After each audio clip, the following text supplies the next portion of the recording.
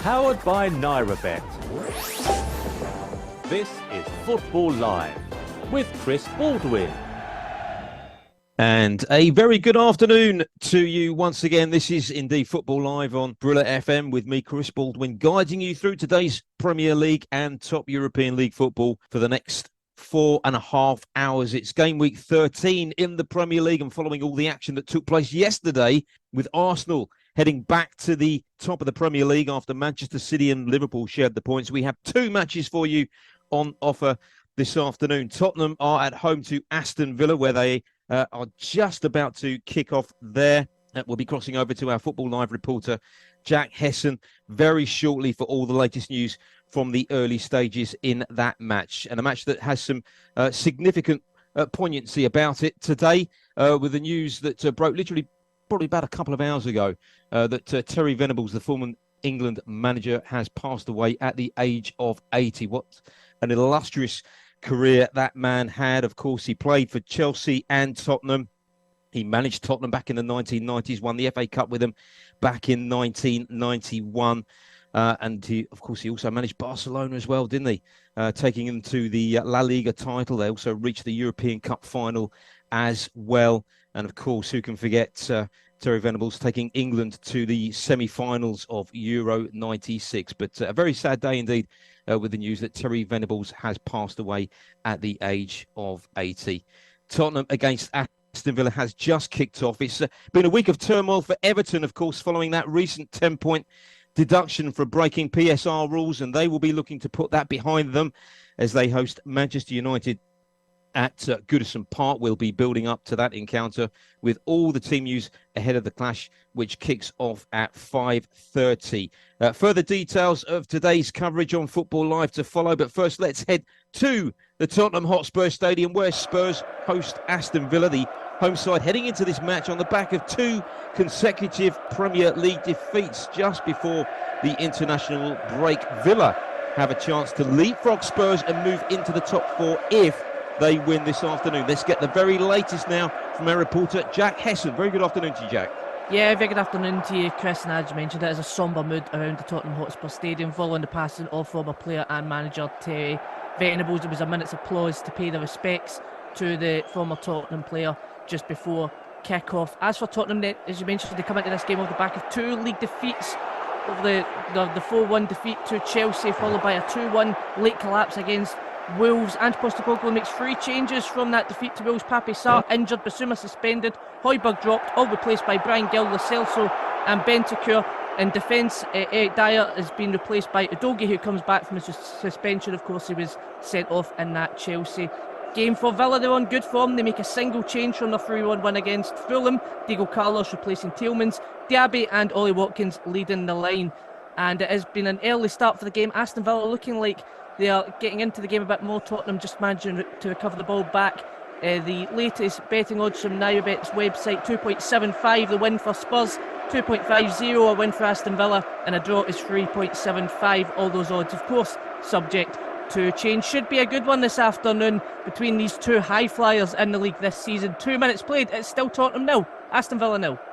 Thanks very much, Jack. Yes, a big game that between two sides, of course, who have been in terrific form this season. Tottenham versus Aston Villa. Elsewhere on today's show, of course, we'll be covering all the action in the top European leagues as well.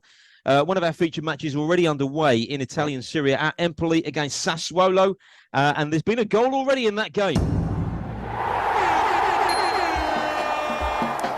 The goals, powered by NairaBet. Very early goal indeed, and I can tell you that Empoli have taken the lead there. Francesco Caputo has converted from the penalty spot, so it's now Empoli 1, Sassuolo 0. That's the latest score for you there.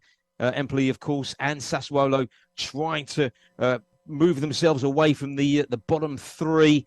Empoli, a great start to them for them this afternoon. Let's hear all about that goal now from our reporter Jacob Kollick, who's across that game for us this afternoon. Jacob. Yes, it's 1-0 to Empoli after only 3 minutes. An impressive start for a team that has only scored 5 games all season in the league. It was given away by Matthias Vitti, who is a former Sassuolo former Empoli player, and scored by Caputo, who's a former Sassuolo player. So it's all very dramatic over here in an early game, which I thought was going to be very, very quiet for a very, very long time. But as it stands, it's 1-0 to Empoli.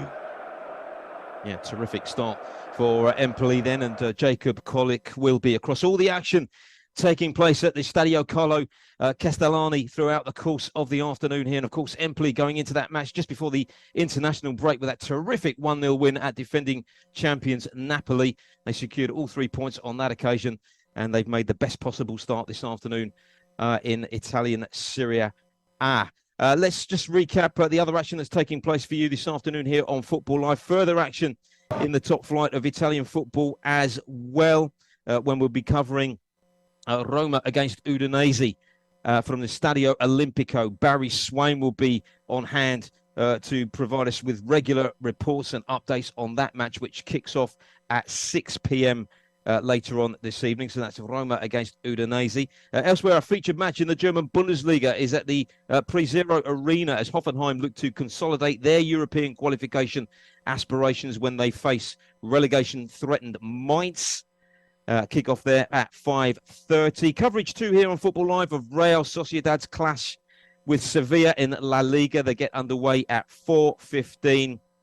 And elsewhere in Ligue 1, Ram will be looking to keep up their momentum for a European qualification spot this season when they face struggling Rennes at Roazhon Park.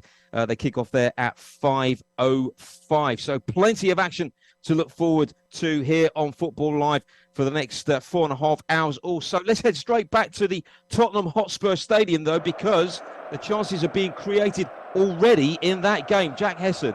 Oh, some massive chances for both sides. The first one, Tottenham, 2 excellent golden opportunities. A great ball from Pedro Porro, splits the defence with Doge running in on goal. He's in 1-on-1. The goalkeeper comes off his line and he tries to get a shot away, can't get a connection and skies it wide. And then Aston Villa weak at the back. Diego Carlos picked up on a loose pass, or Tottenham picked up on a loose pass from him. Kuleveski managed to run on the end of the pass, ducked and weaved through the Aston Villa defence, managed to get the shot away, hit the post.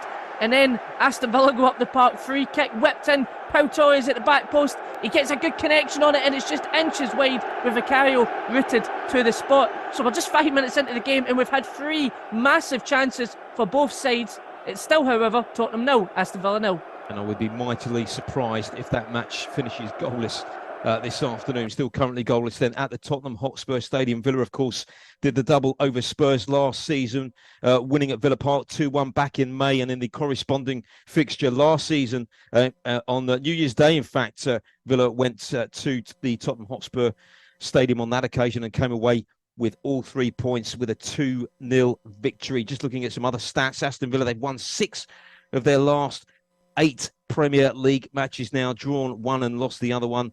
And as for Tottenham, well, Son Heung-min, he's been in great form. He scored 5 goals in 6 Premier League appearances against Aston Villa. So he's got a great record against this afternoon's opponents.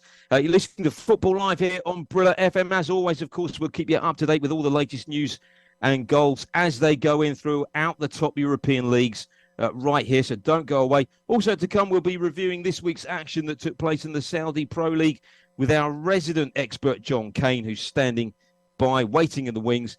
And betting experts, Ayo Alabi from NairaBet will be on the line at around 4:10 this afternoon or so for all of the betting opportunities on offer as Everton host Manchester United at Goodison Park. They kick off there, of course, at 5:30 later on this afternoon. Couple of results to give you and a few latest scores as well. In the Scottish Premiership, it finished Aberdeen 1, Rangers 1. Rangers with a very, very late equalising goal in that game, courtesy of James Tavernier. Aberdeen had led for the best part of that game thanks to an early goal from Bojan Miovski. But as I say, a goal for Rangers to take a point there in the 94th minute from James Tavernier. They had the opportunity to close the gap, that mammoth gap at the top of the Scottish Premiership, to Celtic, who of course dropped a couple of points yesterday, but they didn't get the victory. So 1-1 it finished in the end at Pittodrie. Elsewhere from around Europe, it's half-time in the match currently taking place in La Liga. In fact, they're into the second half now, I should say. 9 minutes played of the second half. Villarreal 0, Osasuna 0. Reminder, of course, our featured match sees Real Sociedad taking on Sevilla. Elsewhere in Italian Serie A, a result to give you from the early kickoff. Cagliari 1, Monza 1. And a couple of later scores to give you. As you know, it's now Empoli 1, Sassuolo 0. That's our featured game. And one of the matches taking place at the moment. They're into the 10th minute. Frosinone 0, Genoa 0. And a huge match, of course, taking place. A couple of big games. Of course, our other featured game in Serie A later on, kicking off at 6. Roma against Udinese. And then tonight, Juventus against Inter. Second taking on first. Elsewhere, a few other latest scores to give you from around Europe. Earlier on today, Nice took all 3 points as they beat Toulouse by 1-0. And some latest scores to give you. Lorient have just equalised at home to Metz, and it's currently goalless in the matches between Montpellier and Brest and Nantes and Le Havre. So you're up to date with the latest scores there from Ligue 1. And finally, let's just move into the Dutch Eredivisie. Final score from earlier on today: Almere City 0, Heracles 5, Alkmaar 1, Volendam 0. Although that has gone to VAR, and it's currently goalless between Nijmegen and Go Ahead Eagles. They are approaching half-time in both of those games. You listen to Football Live here on Brilla FM. As I said, we'll keep you up to date with all the goals as they go in the Premier League and elsewhere. But right now, we're going to get an update from John Kane. In fact, before we do, we're going to be talking about the Saudi Pro League very, very shortly. But we have another goal in our featured game in Serie A. The goals, powered by NairaBet. Two sides struggling at the wrong end of the table. Sassuolo have equalised. It's now 1 apiece there. Empoli 1, Sassuolo 1. And we'll be dotting the I's and crossing the T's with the details of that goal from our reporter, Jacob Kollick, very, very shortly here on Football Live. But a review of the Saudi Pro League coming next. The Saudi Pro League on Football Live. Yes, good afternoon, everyone, and thank you very much, Chris. Of course, there have been quite a few results over the last few days in round 14 in the Saudi Pro League. Most notably, Al Ahly and Al Shabab, they drew 0-0. One of the other big clubs, of course, Al Hilal yesterday, which kept an eye on that game. It finished Al Hazm 0, Al Hilal 9. By the way, it's not the biggest scoring goal, but it's definitely it's the biggest margin of goals in any game in the history of the Saudi Pro League. And it was Malcolm who scored a hat-trick for Al Hilal, and of course there's a goal also for Alexander Mitrovic. And Nasser, the day before, they had a comfortable win. They let over Al Khudud.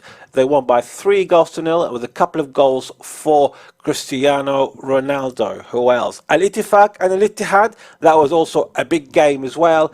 Al Ittifaq, they led at home with Jojo bin Yildiz, the ex-Liverpool player. Then Hamdallah has scored for Al Ittihad. Karim Benzema was available, of course. So was Fabinho, but they can only settle for that 1-1. And Al Ittihad, of course, they're still searching for a manager after the sacking of Espirito Santos, but they're still looking for a manager, well, a permanent manager, as we say. The standing at the moment is a bit tighter than it was before. It's only 4 points to split Al Hilal, who are top with 38 points, and Nasser with 34 points. Al Ahly, they're just lacking a bit lately. They're on 27 points, and Al Ittihad, they are 25 points.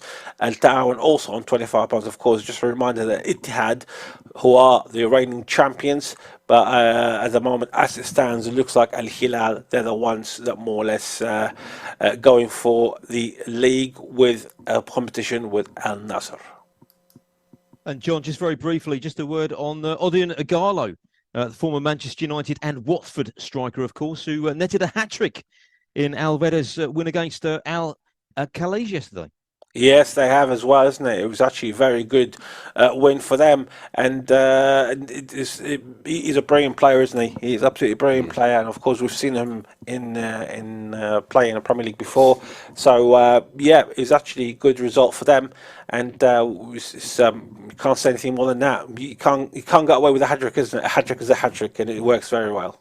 Yeah, absolutely. And he certainly wouldn't be out of place, I think, in the Premier League. But, of course, plying his trade now in the Saudi Pro League. Many thanks there to John Kane, our resident expert on all matters Saudi Pro League. You listen to Football Live here on Brilla FM. Of course, we have one Premier League match already underway at the Tottenham Hotspur Stadium. They're at home to Aston Villa. And I believe that the hosts have come pretty close to opening their account in that game. Jack Hesson. Yeah, an absolute sitter from Heung-min Son there. Pedro Porro on the right-hand side plays an excellent pass to split the Aston Villa defence. Breakthrough Brennan Johnson. He takes it all the way close to the byline, plays it in across. Heung-min Son there. The goal at his mercy, and he skied it over the bar. To make it any better for him, it did look like the pass from Pedro Porro to Brennan Johnson was just slightly offside, but Sutton didn't know that when he missed the chance, and it certainly would have been looked at by the VAR. So a massive chance there for Tottenham to try and take the lead. 15 minutes played. It's still Tottenham 0, Aston Villa 0. And Jack, as we just mentioned in our preview a little bit earlier on here on Football Live, Tottenham, of course, going into the international break with those 2 defeats at Wolves, preceded, of course, by that 4-1 defeat at home to Chelsea. So they really want to try and get something out of this match this afternoon. Yeah, I think they have to win this afternoon, at least not lose and try and break that streak of losing at the moment. I think the international break came at the perfect time for Ange Postecoglou's side for that reason. They look really sharp today, but as the games progresses on, they'll be hoping that they can try and keep as many players fit on the park as well. They've got a massive list of injuries at the moment, and if they add any more to that, then they could have serious problems. But they've been looking good so far. Aston Villa, you cannot write them off, though, with the season that they've had so far as well. Thanks very much, Jack. Yes, well documented, of course, the injury problems that Tottenham have at the moment, with the likes of James Maddison and Mickey van der Ven, of course, out for quite some time. They won't be back at least until the new year. Currently goalless at the moment at home with Aston Villa. Tottenham have lost 2 of their last 3 Premier League home games to Aston Villa, so they will be looking to improve upon that form, no doubt, this afternoon. Let's get news of that equalising goal now for Sassuolo at Empoli in our feature match that we're covering in Serie A this afternoon as we rejoin Jacob Kollick. Yes, it's Empoli 1, Sassuolo 1. Sassuolo sent in a fantastic corner headed in by Andrea Pinamento, who managed to rise highest amongst a busy, crowded area in order to score home against his former club. So for those who are keeping count, that's a goal on either side scored by strikers against their former sides and a penalty given away by a defender against his former side. It's been an absolutely fantastic game so far in this early season relegation scrap. Just as a reminder, Sassuolo, the visitors today, haven't won a game since September after their coach Alessio Dianossi won the September Coach of the Month award, while Empoli have only scored, well, this will make it their 2nd goal at home all season, and potentially still only 1 win at home all season. So there's a lot to play for, not just for getting out of that relegation scrap, but just doing anything to give their fans a little something to cheer about. But at the moment, heading into the 18th minute, it's Empoli 1, Sassuolo 1. Thanks very much, Jacob. So currently 1 apiece it remains then at the Stadio Carlo Castellani. You are listening to Football Live here on Brilla FM. It's 19 minutes past the hour, 3 o'clock on this Sunday afternoon. Of course, we will be building up to the 2nd Premier League match that's taking place later on today. It is, of course, at Goodison Park as Everton take on Manchester United. We're going to hear now from the Manchester United boss, Erik ten Hag, with an update on the injury to Luke Shaw and also discussing United's recent form as well. Luke Shaw will be available for Sunday. He will be in the squad. Definitely, we have seen a turning point. We have seen that how we deal with certain situations that we built on a certain foundation, and now we have to build on. And we go in a massive month, and we are really looking forward with confidence because, as you say, In the Premier League, everyone is winning from everyone. And there are no easy games for no one. That's the Manchester United head coach, Erik ten Hag, with an update on Luke Shaw, of course, who he says will be in the squad, will feature in the squad, or in the possibly in the starting 11, or possibly on the bench more likely this afternoon as they make that trip to Goodison Park against Everton. Of course, Manchester United going into the game on a unbelievably quite a good run of form, actually. They're pretty much top of the form table going into the international break, unbelievably. Everton, of course, well, plenty of controversy around them over the last week or so following that record Premier League points deduction for breaching the PSR rules, of course, which leaves them in 19th place at the moment in the Premier League, 5 points adrift of safety. So a huge game for them. That match kicks off at 5:30 p.m. And statistically, it's not looking too good for the Toffees. Everton have won just one of their past 8 Premier League matches against United, having drawn 4 and lost 3. They met 3 times last season, and United won on every single occasion. Back in April, a 2-0 win at Old Trafford. And they, of course, met each other in the third round of the FA Cup back in January. United again winning on that occasion 3-1. And in the corresponding fixture last season, United taking all 3 points with a 2-1 win at Goodison Park. Billy Andrews will be our reporter for Football Live later on this afternoon, as I say, for Everton against Manchester United, which kicks off at 5:30. And a reminder that at about 4:10 or so this afternoon, we will be joined by NairaBet's Ayo Alabi as we look ahead, of course, to that game with all of the betting opportunities on offer. Let's head back to the Tottenham Hotspur Stadium now for an update on Tottenham's match with Aston Villa. They're approaching the midway point in the first half. And Jack Hesson, would it be fair to say that Tottenham have been the more likely to open the scoring in this match? Yeah, they've dominated possession stats so far, but they're just looking for that one chance to try and take the lead. Aston Villa's defence looks frail, but similarly, the few times Aston Villa went forward, Spurs' defence also looks quite frail and is a frail back line. So we'll just wait to see who takes that first big chance of the game. 20 minutes played, it's still Tottenham 0, Aston Villa 0. Further goal news in Serie A.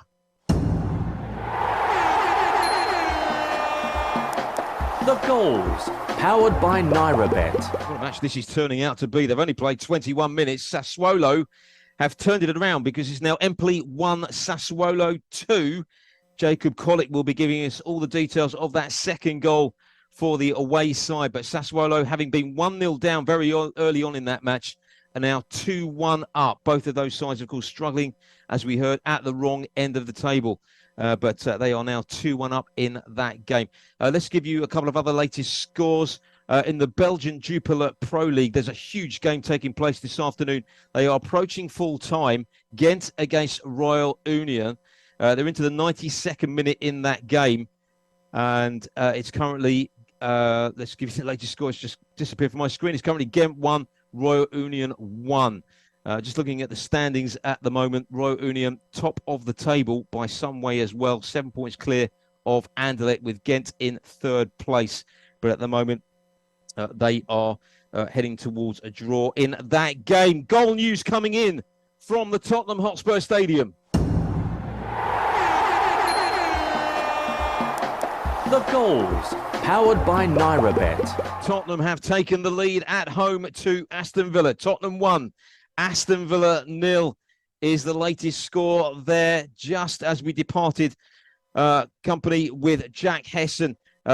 Giovanni Lo Celso has scored for Spurs. So they take the lead there. Big goal for them at home to Aston Villa. We'll hear all about that from Jack Hesson very, very shortly. Before we do, let's head back to the Stadio Carlo Castellani and hear about that second goal for Sassuolo away at Empoli. Here's Jacob Collick. It's Empoli 1, Sassuolo 2. Another stunning goal. Mateus Henrique with a header after a cross from Toljan. It's his goal on a return from injury that's kept him out for a while. And it could very well be the end of Sassuolo's 6-game unwinning streak. It's looking like an absolutely fantastic game over here. Empoli vs Sassuolo is proving to be an absolutely fantastic game. Two teams that really weren't expecting too much from. Neither have scored that many. Both of the teams have conceded far too many goals this season. But this game is really showing that they shouldn't be anywhere near the bottom of the table where they are. But as it stands, it's Empoli 1, Sassuolo 2. Back to the Tottenham Hotspur Stadium we go. News of that opening goal for Spurs. Here's Jack Hesson.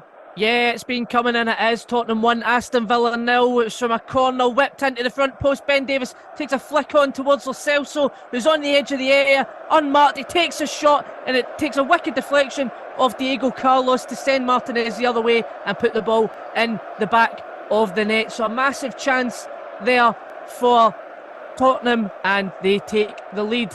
23 minutes played. It's Tottenham 1, Aston Villa 1.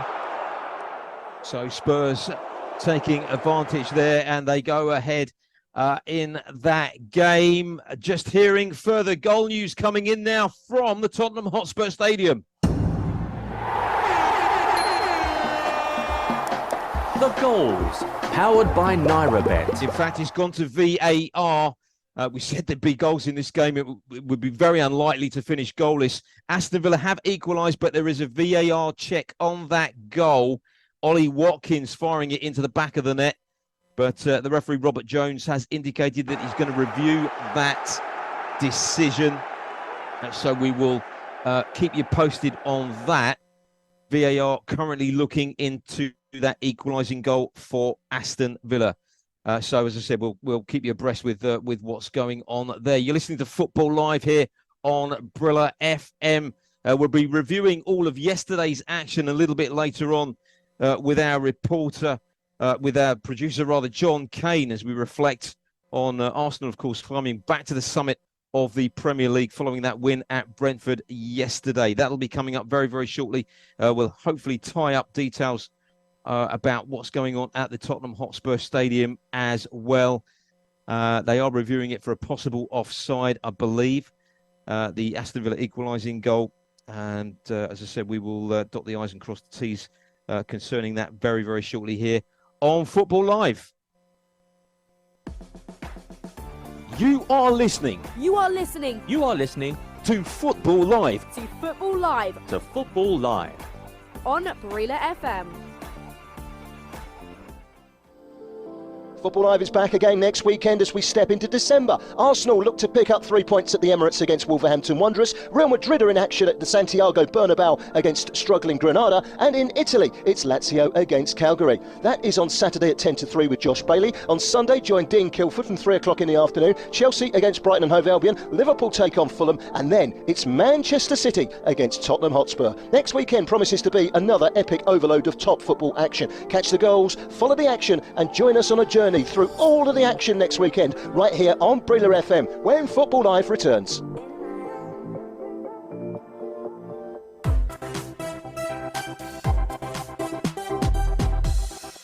Okay guys, welcome to the weekly Football Live production meeting. I've got a great idea. We go out and we ask all the top football managers what they think of the show. Let's do this. Jurgen Klopp, are you a fan of Football Live? It's super. It's just super. It's really a top. Mikel Arteta, how good is Football Live? I've been really impressed. Pep, Football Live love you, but do you love Football Live? They are unique and I enjoy a lot. Sean Dyche, do you listen to Football Live, the greatest football show on earth? What you're talking about now? They know and I know, and you probably do know, they've made a lot of mistakes along the way. Okay, so we need to work on Sean Dyche. You are listening to Football Live, live and exclusive on Brilla FM. If you're betting on sports this week, why not make your money go further? Sign up to NairaBet for 11 days of risk-free betting. If your bet loses, you will get your stake back as a free bet up to 2,000 Naira. All you need to do is register a new account with NairaBet today and qualify to get up to 22,000 Naira in free bets. Visit www.nairabet.com/bonus for more information. General and free bet terms apply. Must be over 18. Must be KYC approved. Must place a qualifying bet. Bets must include football, tennis or basketball markets. Please gamble responsibly. Take Brilla anywhere, everywhere. Yes, you can take Brilla with you anywhere, everywhere. The Brilla app is available for free download. Available for download on Google Play and the Apple iTunes Store. Football Live. Football's never sounded so good on Brilla FM every Saturday and Sunday. We are here to bring you the goals. You are listening to Football Live. It's absolutely unbelievable. On Brila FM. You couldn't miss it if you tried. Let's get back to the action on Football Live. Powered by NairaBet. This is Football Live with Chris Baldwin. Yes, welcome back. There's further goal news in the match between Empoli and Sassuolo. The goals, powered by NairaBet. It's now 2 apiece in that game, and we'll be back with Jacob Kollick very, very shortly. But without further ado, let's head back to the Tottenham Hotspur Stadium now and rejoin Jack Hesson. And Jack, can we unravel the events around that disallowed goal for Aston Villa?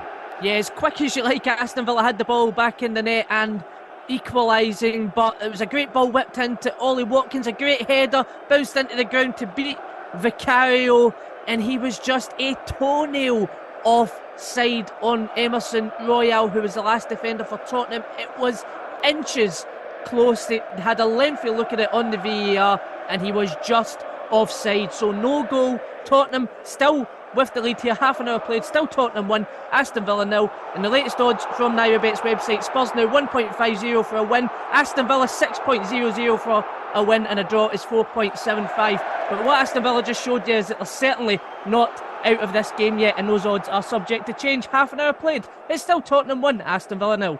So Spurs let off the hook there, and they still have that slender lead against Aston Villa. We'll be back with Jack Hesson if there are any further developments as and when they happen in that game here on Football Live. Right, let's head back to the action taking place at the Stadio Carlo Castigliani. What a cracking game this is, Jacob Kollick. Oh, this game just does not stop delivering. It's Empoli 2, Sassuolo 2. A throw-in deep in the half of Sassuolo was used to launch a counter-attack.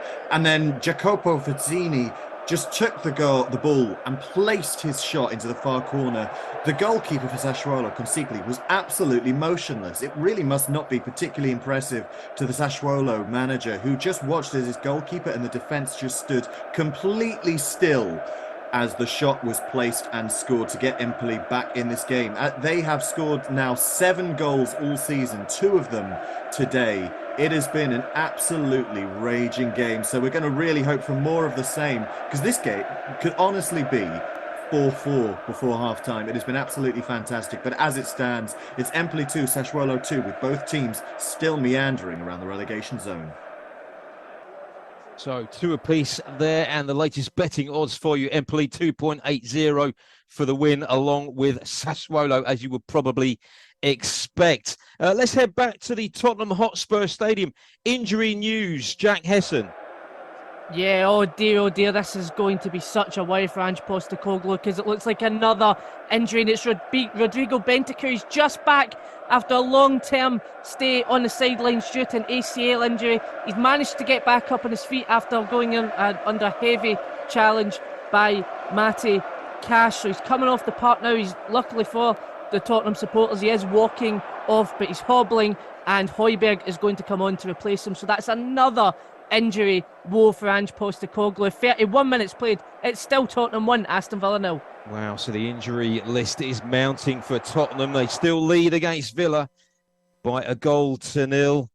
And just about 13 and a half minutes or so of the first half remaining in that game. This is Football Live here on Brilla FM. A reminder, kicking off at 5:30, of course, Everton against Manchester United. We will be building up to that game a little bit later on here with all the latest team news. Ayo Alabi from NairaBet will be joining us as well with all of the great betting opportunities they have on offer ahead of that match. What a fantastic weekend it's been for Premier League football. Of course, the standout fixture yesterday was at the Etihad, as Manchester City took on Liverpool, an equaliser 10 minutes from time from Trent Alexander-Arnold. What a finish that was as well, earning a share of the spoils for Liverpool as they drew that game with City. This after Erling Haaland had given City that first half lead, where the Norwegian international made history in becoming the fastest player to reach 50 goals. You think that was a fair result in the end as we welcome John Kane back? John, a point apiece, do you think that was fair? I think it was fair, yes. City probably playing at home, they would think they needed 3 points more than Liverpool being the home side, especially in a big game like that. But at the end of the day, the second half, Liverpool just shined, didn't they? And I said it yesterday and I'll say it again today, Luis Diaz, the influence that he can put up front is absolutely magnificent. And obviously they got the goal in the end, but Man City only got themselves to blame for that because they had got a few good chances, especially Erling Haaland. He had quite a few chances to kill the game, but at the end of the day, that is what football is about. It's about taking your chances, and at the end of the day, the only winner was actually Arsenal, wasn't it? Because they're the ones who are top of the league now. And we'll be discussing Arsenal's win very, very shortly, yes. But a 1-1 draw in the end. As I said, it was a good strike as well from Trent Alexander-Arnold. Here is the Liverpool defender now on that draw with City yesterday. No, we haven't had too many good results here in general, to be honest. But, it's a points game. We take the point. It wasn't an amazing performance from us at all. But, like I said, we take the point. And there was positives. We had our chances to win the game, really. I don't think we played particularly well, first half especially. Yeah, the formation and the way they set up really challenged us. And they have a lot of bodies in there and it's difficult to play against. But yeah, we regrouped at half time. I think we came out second half with a bit more of a game plan and to press them. It's always difficult. It's just subconsciously when you play against Man City, you've got a lot of respect for the team and the way they play. So just automatically you think you can't really get tight to the players and you stand off them a little bit. And that seemed to be the problem in the first half. I think second half we definitely put that respect to the side and thought, let's go for it. We have to come here and try and get a result, and that's what we did. Thorough assessment there from Trent Alexander-Arnold, who said that Liverpool were nowhere near their best yesterday, but Jurgen Klopp was more than satisfied with the point. Yeah, we went through a lot of tough moments and the season already, and this today coming here is a tough one. So, and I know it's part of the circus and all these kind of things, but preparing the most difficult game of the season away at the Etihad with one session is really a challenge. Maybe I'm just not good enough, that's absolutely possible, but it's really tricky to do that in 30 minutes on the pitch and 45 in a meeting room. And so we needed the first half maybe to understand even more about that, and we improved in details, which makes a difference. And we scored a goal and brought it over the line, and I'm very happy with that. Jurgen Klopp on Liverpool's draw with Manchester City at the Etihad on Saturday. We'll be back with John very, very shortly as we continue with our review of all the action that took place yesterday in the Premier League. And you heard it all unfold, of course, here on Football Live with Josh Bailey. But let's head back now to the Tottenham Hotspur Stadium. Spurs looking to extend their lead in that game. Jack Hesson. Yeah, they are certainly knocking at the door. It was a long ball from Pierre-Emile Højbjerg, not dealt with by Luca Digne at left-back position. Kulusevski was there to pounce, and then just inside the penalty area on that right-hand side, he plays the ball to Johnson. Johnson back to Kulusevski. He squares up to Luca Digne, takes a touch to open up the space, tries to go for Curler into the top right-hand corner, and it goes inches wide. Martinez was beaten, and it was so close for Kulusevski. 36 minutes played, it's still Tottenham 1, Aston Villa 0. Let's head back to our featured match that we're covering in Italian Serie A this afternoon. An absolutely cracking game taking place at the Stadio Carlo Castiglione. Empoli against Sassuolo. Any further goals in that game, Jacob Collick? Not just yet. I know it's a surprise. Things are getting a little bit scrappy though over here. Lots of fouls going in, lots of players staying on the ground for extended periods after a little bit of a nick. They're just trying to get those marginal gains to try and get that win today. Empoli just enjoyed a pair of back-to-back corners. The first of which was forced to save out of Consigli with, I think it was Male, firing a shot from range that just barely was pushed away by Consigli, and the follow-up shot earned them another corner. The two sides are looking fairly equal at this point. Sassuolo has for long periods been dominating this game, but Empoli are slowly beginning to work their way back into it. They've got the home crowd on their side, a home crowd who are desperate for a win. So we'll see where it goes, but as it stands in the 39th minute, not long from half-time, it's Empoli 2, Sassuolo 2. And Jacob, just briefly, it's been a fairly impressive revival, hasn't it, from Empoli this season? Because they lost, you'll remember, they lost their opening 5 matches in La Liga, but they have a dreadful home record. Played 6, won 1, drawn 1, lost 4. Bottom of the form table at home. They really need to put that right. Yeah, they do. But you have to say, neither of these teams have come in particularly great form. I mean, I think it was Empoli with that win against Napoli recently, a shock 1-0 win in the very late minutes of the game that kind of forced Napoli to sack their manager. So perhaps it was the nature of that defeat that made Napoli change their mind. But no, you're right that both teams are really desperately looking for a change in their form. Sassuolo, who haven't won in many games, Empoli, who are struggling at the moment. Both of which have their managers not in their first stints with the club. So it's an interesting dynamic. It's an interesting game. Lots of former players playing against their former clubs. So we'll just have to see where it goes and how the drama unfolds on the rest of the day. Approaching half-time there, it remains Empoli 2, Sassuolo 2. In the other match currently taking place in Serie A, it's also level between Frosinone and Genoa. Genoa have just equalised in that game, courtesy of a goal from Ruslan Malinovsky. So it's 1 apiece there now in that match between Frosinone and Genoa. Very shortly, we'll be getting a preview of the featured match we're covering in La Liga a little bit later on, kicking off in just over half an hour's time or so. The match that we will be across for you here on Football Live is at the Real Arena in San Sebastian as Real Sociedad take on Sevilla. Luke Charlton will be assessing that match for us in the next few minutes or so. But let's just continue with our review of the action that took place yesterday in the Premier League.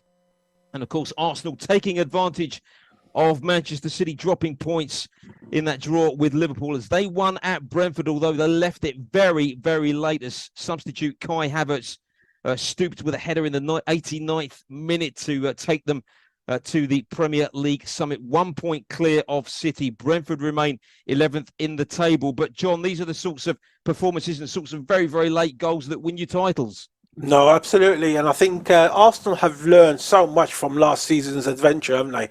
They're a bit more tight in the back. They're not really playing what they want to play.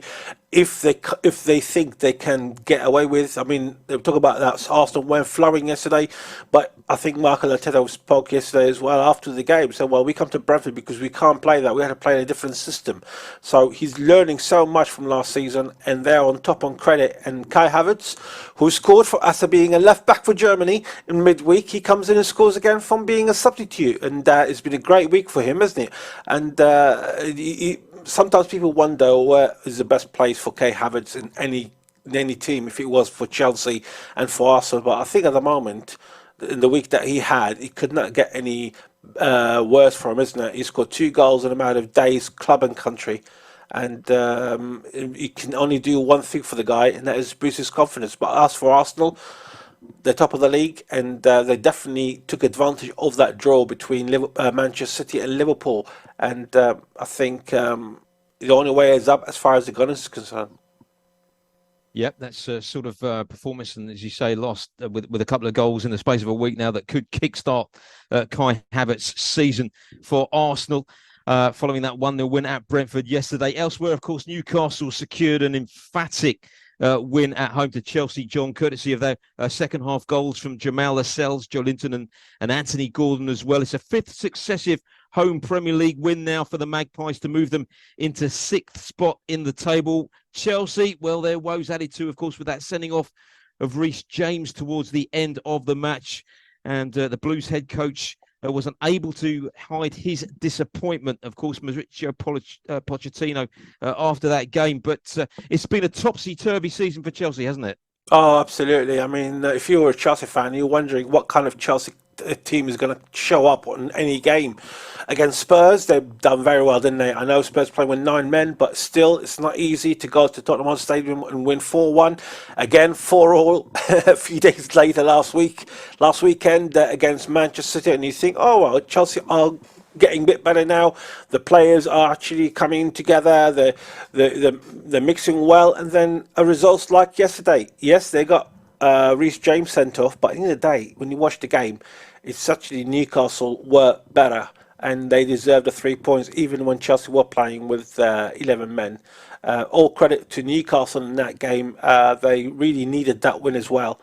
But for Chelsea, it doesn't look stable at the moment in any way, shape or form. Yeah, very convincing win there for Newcastle, beating Chelsea at St James's Park yesterday. As I said, disappointment for the Chelsea head coach Mauricio Pochettino. Here is the Chelsea boss following that loss at Newcastle yesterday afternoon. We are going to try to keep the momentum. I think we have ahead an amazing game against Newcastle, a very good team, and it's going to be tough because the atmosphere of the St James Park is always amazing. And yes, we are going to try to keep the momentum. It's true that in a moment that we were building, our way to play, and then the result were in our side. And we'll come back to that a little bit later on here on Football Live. We'll continue our review with John Kane a little bit later on here as we reflect on all the action that took place yesterday in the Premier League. Let's head back now to the Tottenham Hotspur Stadium. They are closing in on half-time. Spurs against Aston Villa. Do you think Spurs are going to carry this lead into the break? Jack Hesson. Well, they did just have the ball in the back of the net there. It was a good bit of play on the left-hand side. The pass that split the Aston Villa defence. Son Heung-min bent down on goal. It's a great finish, but he was just about a yard offside, and it was given straight away. It was that obvious. There was no need for a VAR check in that instance. So, yeah, we're coming into the cusp at half-time. Tottenham, they are still dominating possession. They still look dangerous going forward. But with that frail back line that they've got, you cannot rule out Aston Villa with the attacking threats they've got, like Diaby and of course Ollie Watkins as well, who had the ball in the back of the net just earlier on in the game. That was of course disallowed as well. So this game is far from over. 44 minutes on the clock, the cusp of half time. It's still Tottenham 1, Aston Villa 0. So Spurs still a goal to the good in that game following that early strike from Giovanni Lo Celso. Let's hear now from Mauricio Pochettino after Chelsea's defeat at Newcastle yesterday. Well, it's really tough to be there. To be honest, I don't want to be anymore there. It's so frustrating to be there and try to connect with the coaching staff downstairs. I think it was really tough because you cannot show your emotion. Yes, it's really frustrating and very disappointed. I think we are talking about the performance, so disappointed with the performance. I think we were connected with the game. Even when we scored the goal, I think was a moment to go, for the game. But the team never was with the right energy to go and to compete in our best way. Mauricio Pochettino expressing his disappointment after Chelsea were hammered at St James's Park yesterday. Further reviews from yesterday's action to come. Half-time whistle has blown at the Stadio Carlo Castellani. Empoli against Sassuolo. Here's Jacob Colley.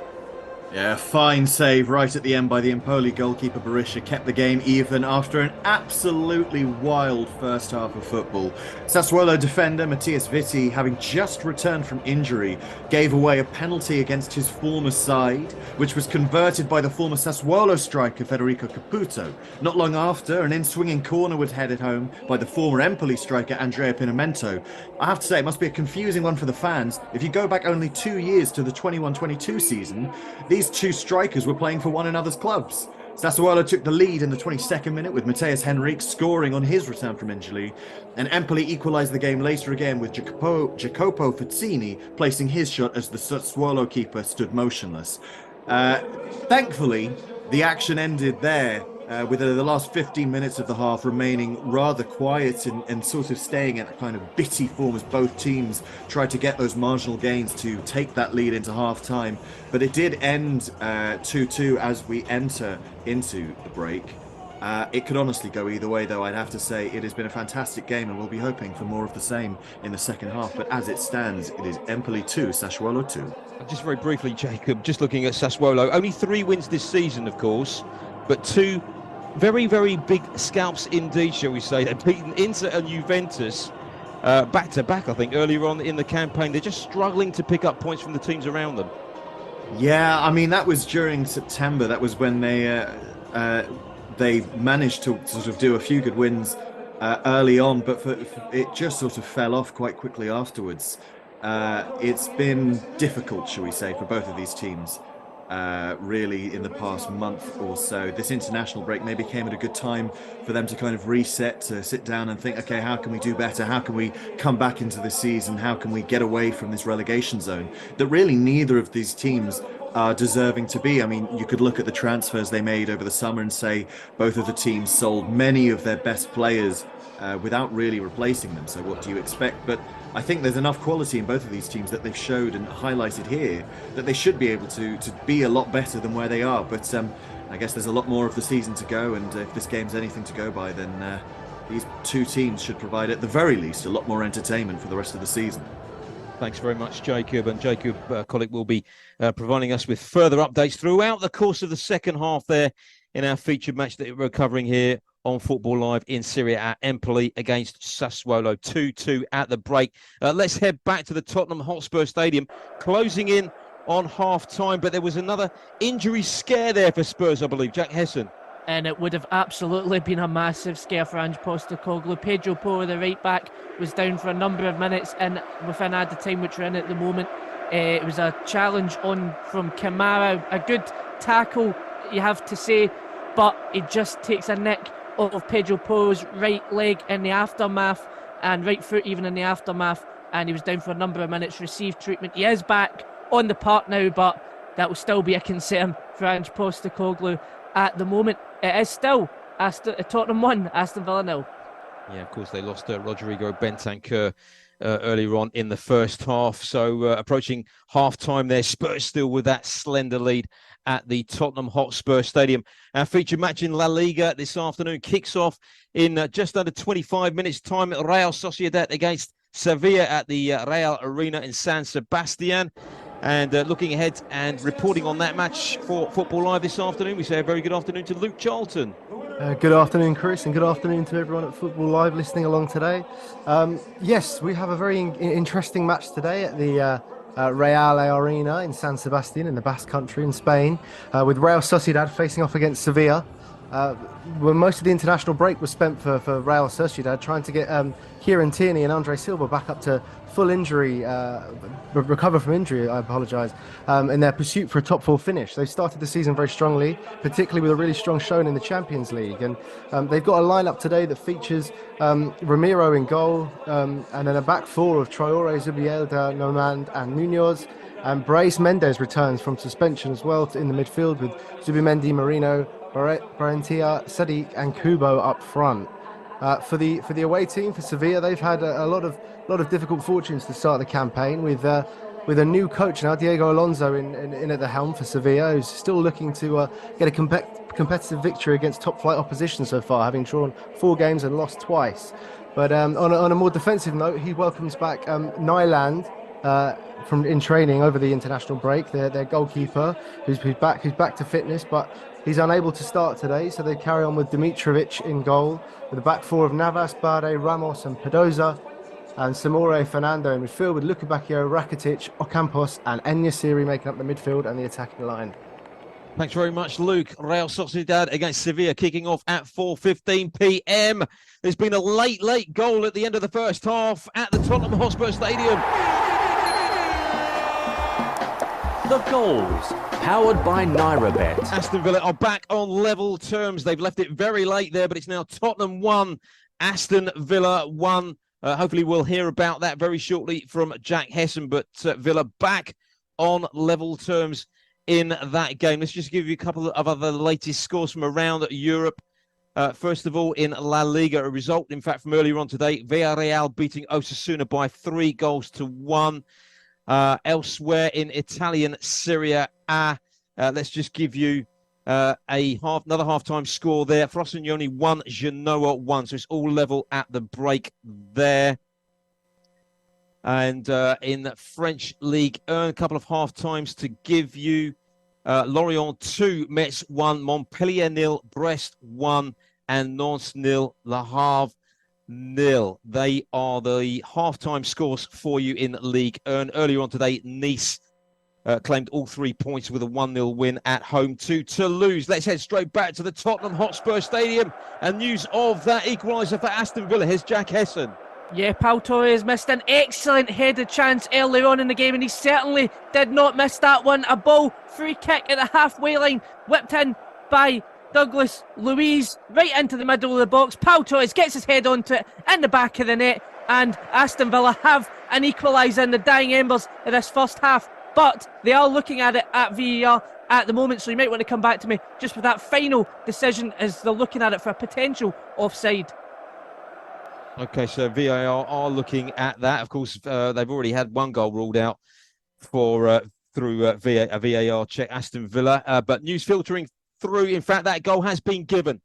So Aston Villa are back on level terms now. One apiece, Pau Torres with the equalising goal. It's Tottenham 1, Aston Villa 1. We are literally probably just a few seconds away or so from half-time in that game. Let's just wrap up a couple of other latest scores for you from around Europe.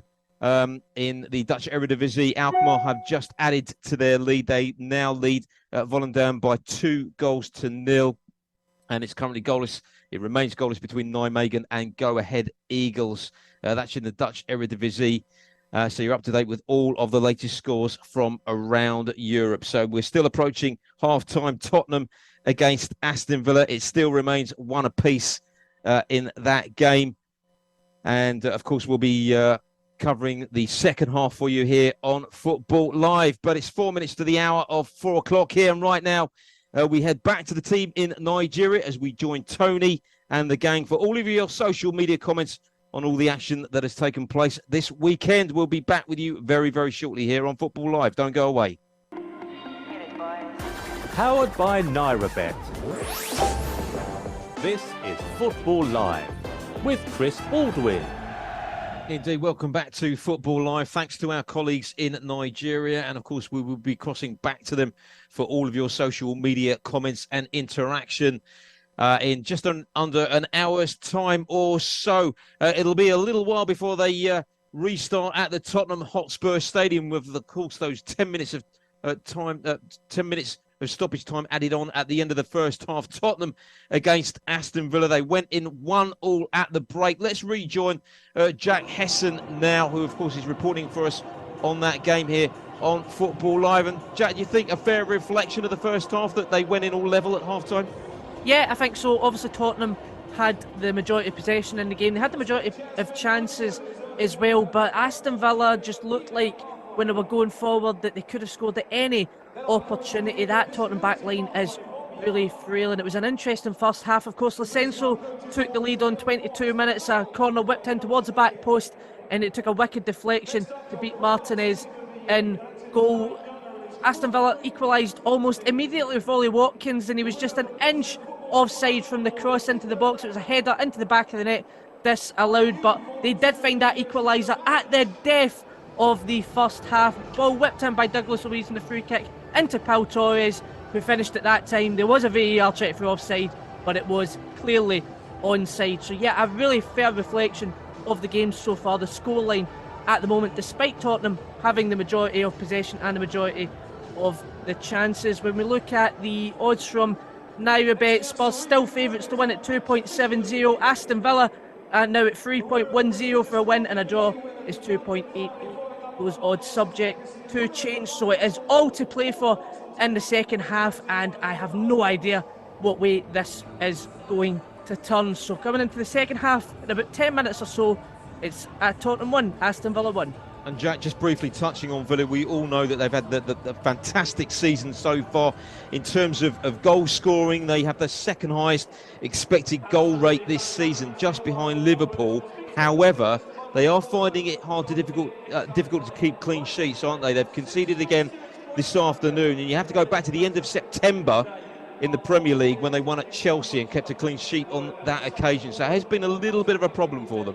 Yeah, no, defence has been sketchy today. They've struggled to deal with a lot of balls in behind from Tottenham. Tottenham have had a lot of joy on the right and the left hand side. Luka Digne has been struggling on the left hand side as well. So it's been a game of two really weak defences and also two really potent attacks. You know, Tottenham don't have a lot of their main attacking outlet players like, for example, Maddison, but they've still got Kulusevski, they've still got Heung-min Son. And for Aston Villa, of course, they've got Diaby, they've got Ollie Watkins, two really great attacking players, and they're getting a bit of joy in a high press to try and put pressure on the Tottenham back line as well, which has been working for them and has managed to keep them in the game and also bring this one each at half time. The away record isn't great as well, so it would be a massive result either way, a draw or a win. But of course, if they do get a win, they will go over Tottenham and into the top 4, which for Aston Villa and Unai Emery would be massive.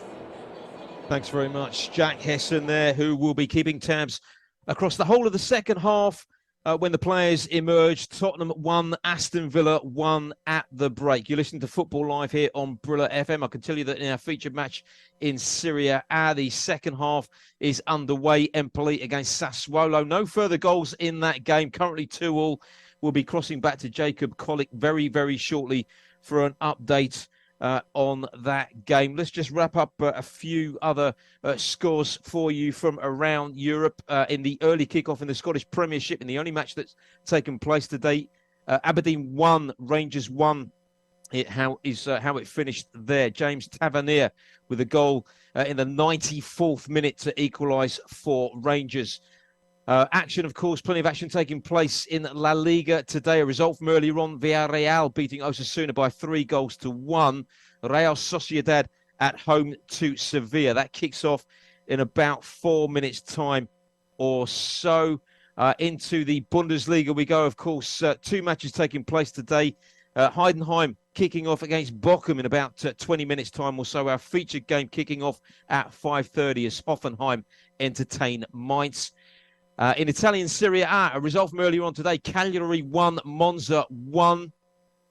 As I mentioned, Empoli 2, Sassuolo 2 in our featured match, and it's still level between Frosinone and Genoa with 6 minutes of the second half played there. A couple of plum matches coming up later on today in Serie A. AS Roma at home to Udinese. That's another featured match that we're covering here on Football Live. They kick off there at 6.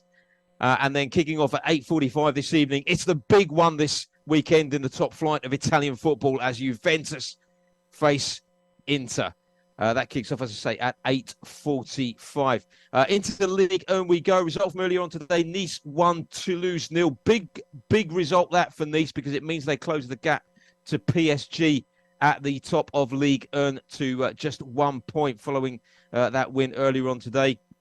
And these are all latest scores. Lorient still leading Metz by 2-1. It's now Montpellier 1, Brest 1.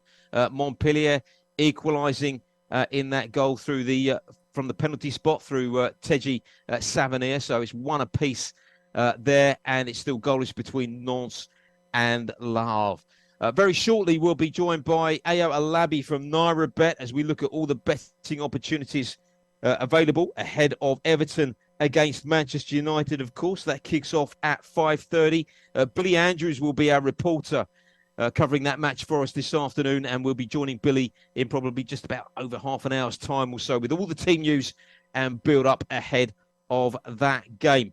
Let's head back now to the Stadio Carlo Castigliani for an update on Empoli against Sassuolo. It remains 2 apiece, I believe, as we rejoin Jacob Kollick. It does indeed. It's Empoli 2, Sassuolo 2. A much quieter half so far. Empoli, though, have been the far better side. Already a couple of chances that they really should have put away to get the lead here. Caputo passing when really he should have shot. And a fantastic ball that very nearly reached an Empoli forward. But Matthias Vitti, the Sassuolo defender, put in a fine last-minute slide to take the ball away. In doing so, damaging his hamstring and going off injured just after he'd returned from a long-term injury. So he has sacrificed himself for his team as Empoli push to try and get the lead. But as it stands, it's Empoli 2, Sassuolo 2, heading into the 57th minute. A highly entertaining match then at the Stadio Carlo Castigliani. And you suspect there may be further goals to come in that game. Right, I'm pleased to say now that we've been joined by Ayo Alabi from NairaBet. A very good afternoon to you once again from all of us here on Football Live, Ayo. Good afternoon, everyone. How are you today? Yeah, we're very good, thank you. Now, the late Premier League kickoff is at 5:30. It's at Goodison Park. Everton hosting Manchester United. It's been a controversial last week or so, to say the least, with the Merseyside club handed that 10-point deduction for allegedly breaching PSR rules. So they find themselves now in the drop zone, 5 points adrift of safety following Luton's victory yesterday. But Everton's recent form on the pitch, I think it's fair to say, has seen a marked improvement, and they should give Manchester United some concerns this evening. How does all this reflect in the betting markets with NairaBet? It's been a terrible week for the Evertonian fans. They'll be furious, absolutely furious with the 10-point deduction, considering the fact that with the fact that Man City have not been punished yet. Everton are 2.70 to. Sorry, bear with me. I'm on the train. Just give me 30 seconds. British Transport Police. I don't know if you can hear me. Yes, we can hear you fine, Ao. Okay. Carry on. Yes, so it's Everton are 2.70.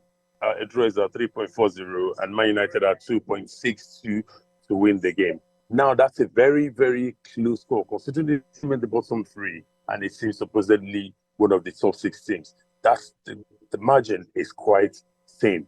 It's going to be a tricky one for United. United do battle well on the field. They don't play well, but they recently, as you're saying, they won 4 out of the last 5 games in the league. Absolutely. So, where's the value this afternoon, Ao? The value bet in today's, I think it's going to be a draw. It's at 3.40. A draw first half, draw second half, but the game will be a draw, in my opinion. That's my bet, 3.40. Hello? Yeah, I can hear you. So that is your value bet. You're going for the draw for Everton against Manchester United later on this afternoon. Any other special bets that may tantalise us, Ao? Possibly not. Well, many thanks to Ao Alabi, who I think is journeying somewhere there. His value bet, Everton to draw with Manchester United at 3.40. And no doubt Ao will be joining us again next weekend here on Football Live. Of course, when we're back on Saturday, so much action to look forward to. Next Saturday, the 2nd of December, Josh Bailey will be your host once again. Arsenal at home to Wolves, Brentford taking on Luton Town, Burnley against Sheffield United. What a game that is. I'm tempted to use the phrase relegation 6-pointer, but it certainly ticks the boxes as far as that's concerned. Nottingham Forest at home to Everton, and elsewhere around Europe, Bayern Munich taking on Union Berlin. We've got some news filtering through regarding the management position at Union Berlin. We'll give you that a little bit later on. Lazio at home to Cagliari, Stuttgart against Werder Bremen, and in La Liga, Real Madrid against Granada. That's all coming up next Saturday. And as I said, Ao Alabi from NairaBet will be joining us once again, hopefully next weekend.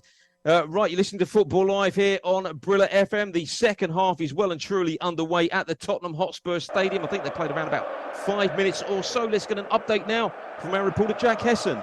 Yeah, another big chance there for Heung-min Son. Short corner taken very quickly towards to Kulusevski. Kulusevski on the near side plays a great whipped ball into the box. Heung-min Son in the middle, unmarked, free header. He has to hit the target and he skies it wide. So Tottenham knocking at the door, but they have to start taking their chances this afternoon. 50 minutes played, it's still Tottenham 1, Aston Villa 1.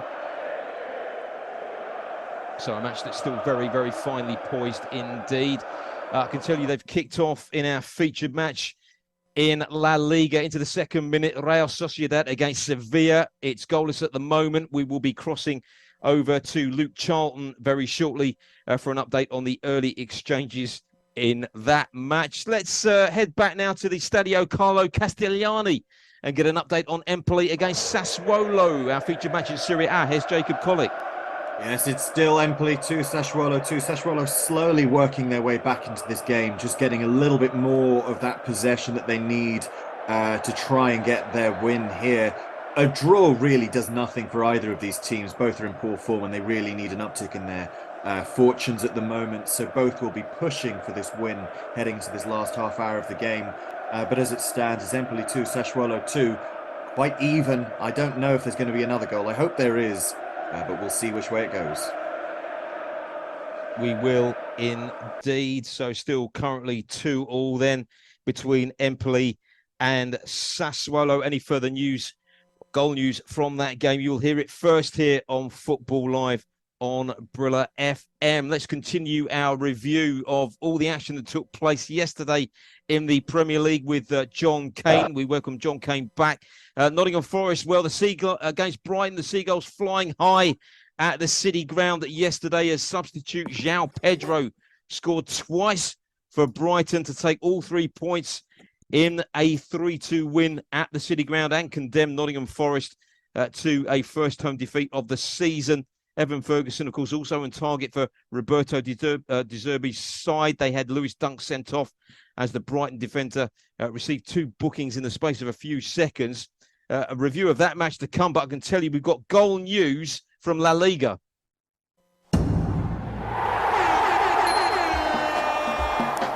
The goals, powered by NairaBet. Well, Real Sociedad have been in great form this season. They've only been beaten 3 times. Those defeats coming to Barcelona, Atletico Madrid and Real Madrid. And they've opened their account already this afternoon at home to Sevilla. It is now Real Sociedad 1, Sevilla 0. That's the latest score there for you from the Real Arena in San Sebastian. Let's hear all about that goal now from Luke Charlton. Yes, and it's a very early goal for the home side, Real Sociedad. And Berentetsia, he crosses the ball into the area from a free kick. It looks fairly innocuous. It looks like it's going straight into the goalkeeper's hand. But unfortunately, the keeper for Sevilla, he can't quite parry it away. He pushes it onto the post, it falls down and rolls into the back of the net. It's a very unexpected finish, but the home side will be more than jubilant with that outcome and have started very strongly. And within 4 minutes, they're already leading the game. So as it stands, 4 minutes gone, Real Sociedad 1, Sevilla 0. So a great start then for Real Sociedad. They did the double over Sevilla last season, winning 2-1 at home in the corresponding fixture. And earlier on in the season, last campaign, a result by the same scoreline as well. And they are a goal to the good already. Any further developments and news from the Real Arena, we'll bring it to you here on Football Live on Brilla FM.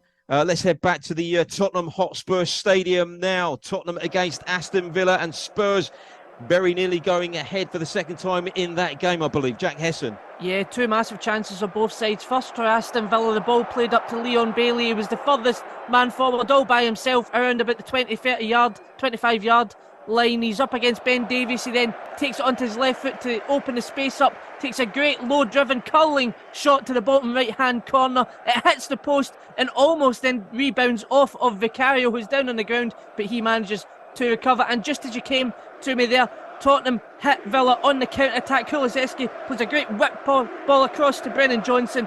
Brennan Johnson just can't get there, and it goes wide. 54 minutes played, it's still Tottenham 1, Villa 1. Further goal news from the match between Empoli and Sassuolo. The goals, powered by NairaBet. Sassuolo have gone ahead for the second time in the game there now. It's Empoli 2, Sassuolo 3. And the goal from the penalty spot from Domenico Berardi to make it Empoli 1, Sassuolo. Empoli 2, Sassuolo 3 in that game. What a fantastic, cracking game that is this afternoon. And let's head back now to Jacob Kollick. If you can just furnish us with all the details there, Jacob. Oh, that is a controversial goal, it has to be said. Domenico Berardi scores the penalty given in a very, very suspicious and potentially a controversial circumstance. A foul just on the edge of the box was originally given as a free kick. VAR had a look, said that the foul was just in the box. From my eyes, it looked like it was potentially on the line. So a big, big decision that gives Sassuolo the lead. And it's a huge moment in the match. Another penalty in this game where the drama just keeps on coming. Empoli, who have been the better team this half, are going to have to fight even harder to get back into this game, to get just anything from it as Sassuolo continues to push for another. But as we head into the 67th minute, it's Empoli 2, Sassuolo 3. Domenico Berardi enjoys scoring against Empoli because he grabbed both goals back in April. When Sassuolo won by 2-1, 2 very late goals on that occasion. And he scored again this afternoon to give Sassuolo a 3-2 lead now at Empoli. Elsewhere in Serie A, it remains Frosinone 1, Genoa 1, and a result from earlier on today, in case you weren't aware, Cagliari 1, Monza 1. Let's give you a few other latest scores from around Europe. As you know, Real Sociedad leading Sevilla by 1-0.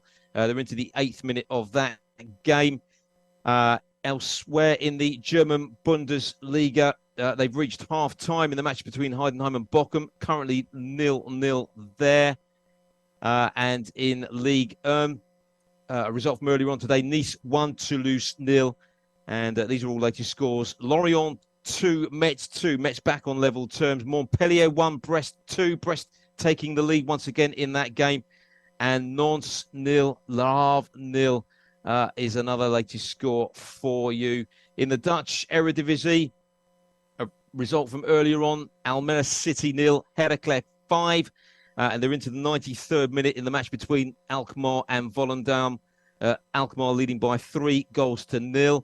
The match between Nijmegen and Go Ahead Eagles has been interrupted with Go Ahead Eagles leading by 1-0 in that game.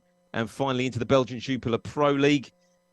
Result from earlier on today, Ghent 1, Royal Union 1. Ghent missing out on the opportunity to close the gap to Royal Union at the top of the table. And a latest score in the match between Leuven and Club Brugge. It's currently goalless there in that game. And in fact, a few other latest scores to give you. The Nigerian Premier League. Plenty of action there this afternoon. They're approximately at the midway point of the first half or so in each of these games, where it's Abia Warriors 1, Enugu 0, Kano 0, Bendel 0, Katsina United 0, Bayelsa United 0, Kwarara 0, Gombe 0, Lobby Stars 1, Shooting Stars 0, Niger 0, Akwa United 0, and Sunshine Stars 0, Sporting Lagos 0. They are all latest scores for you in the Nigerian Premier League. So you're up to date with all the latest news from around Europe. Of course, it remains Tottenham 1, Aston Villa 1 at the Tottenham Hotspur Stadium. They've just reached the hour mark in that game. We'll be crossing back to Jack Hesson very, very shortly there. And, of course, a reminder, kicking off in just over an hour's time, Everton against Manchester United. And in the next 15 minutes or so, we'll be hooking up with our reporter, Billy Andrews, who will be covering that match for us this afternoon here on Football Live with all the team news as we build up towards that game. Let's head back now for all the latest news then from the Tottenham Hotspur Stadium. Spurs against Villa. I think has the ball been in the back of the net again in that match, Jack? It was, and it was Young Son again who had the ball in the back of the net. But once again, like earlier on in the first half, it was ruled for offside. Brennan Johnson played the ball across to Young Son, but the initial pass to Brennan Johnson was already in an offside position. And again, it was fairly clear from the replay, so no need for a lengthy VAR check of any kind. But yeah, Tottenham dominating possession at the moment, a bit like the first half. They're getting chances. Aston Villa's backline looked frail, but again, you cannot rule out Aston Villa's attack. They have great attacking options, and of course, Tottenham's defence themselves are also looking quite frail. 60 minutes played, it's still Tottenham 1, Aston Villa 1. You're listening to Football Live here on Brilla FM. Secure an instant win with NairaBet when your team leads by 2 goals in the match. How many times has one of your betting selections had a meltdown after going 2 goals up? Don't stress. With our new 2 goals up market, if your selection goes 2 or more goals ahead at any stage in the match, then your selection will be settled as a winner, regardless of the final match result. Place your bets on the 2 goals up football market at www.nairabet.com. Include the 2 goals up selections in your bet slip with as many other selections as you want. For more details, check out our promotions page. Full terms and conditions apply. Must be over 18. Bets placed on the match winner market do not qualify. Market available on pre-match bets only. Please gamble responsibly. You are listening. You are listening. You are listening to Football Live. To Football Live. To Football Live. On Brilla FM. OK, let's get Sean Dyche, the Everton manager, on the telephone. He's just lost 10 points. Hello? Sean, how can we improve Football Live? If you want to get to the depth of real reporting, go around the Premier League and ask all of the Premier League management. If they give you a boring answer, we'll drive down and we'll slap them with a wet fish. Are you happy spending a whole day in a car with the Football Live crew? All day. It'd be much more fun than you asking me about whether we're going to play a 4-4-2. And they go, yeah, he is.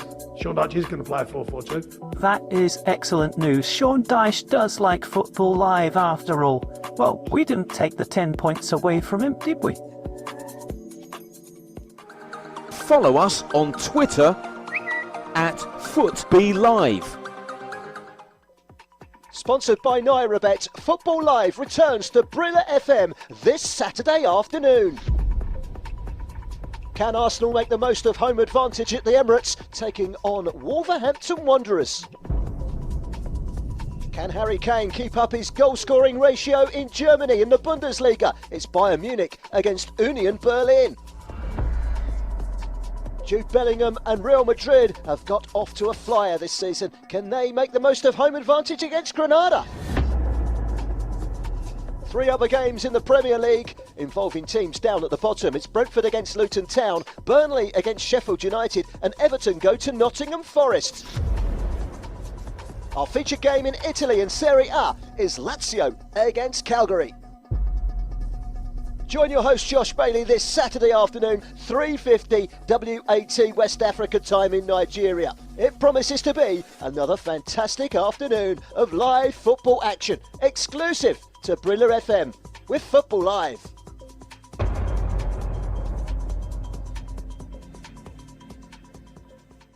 Let's get back to the action on Football Live. Powered by NairaBet. This is Football Live with Chris Baldwin. There's been a third goal at the Tottenham Hotspur Stadium. The goals, powered by NairaBet. Let's head straight to Jack Hesson for all the details.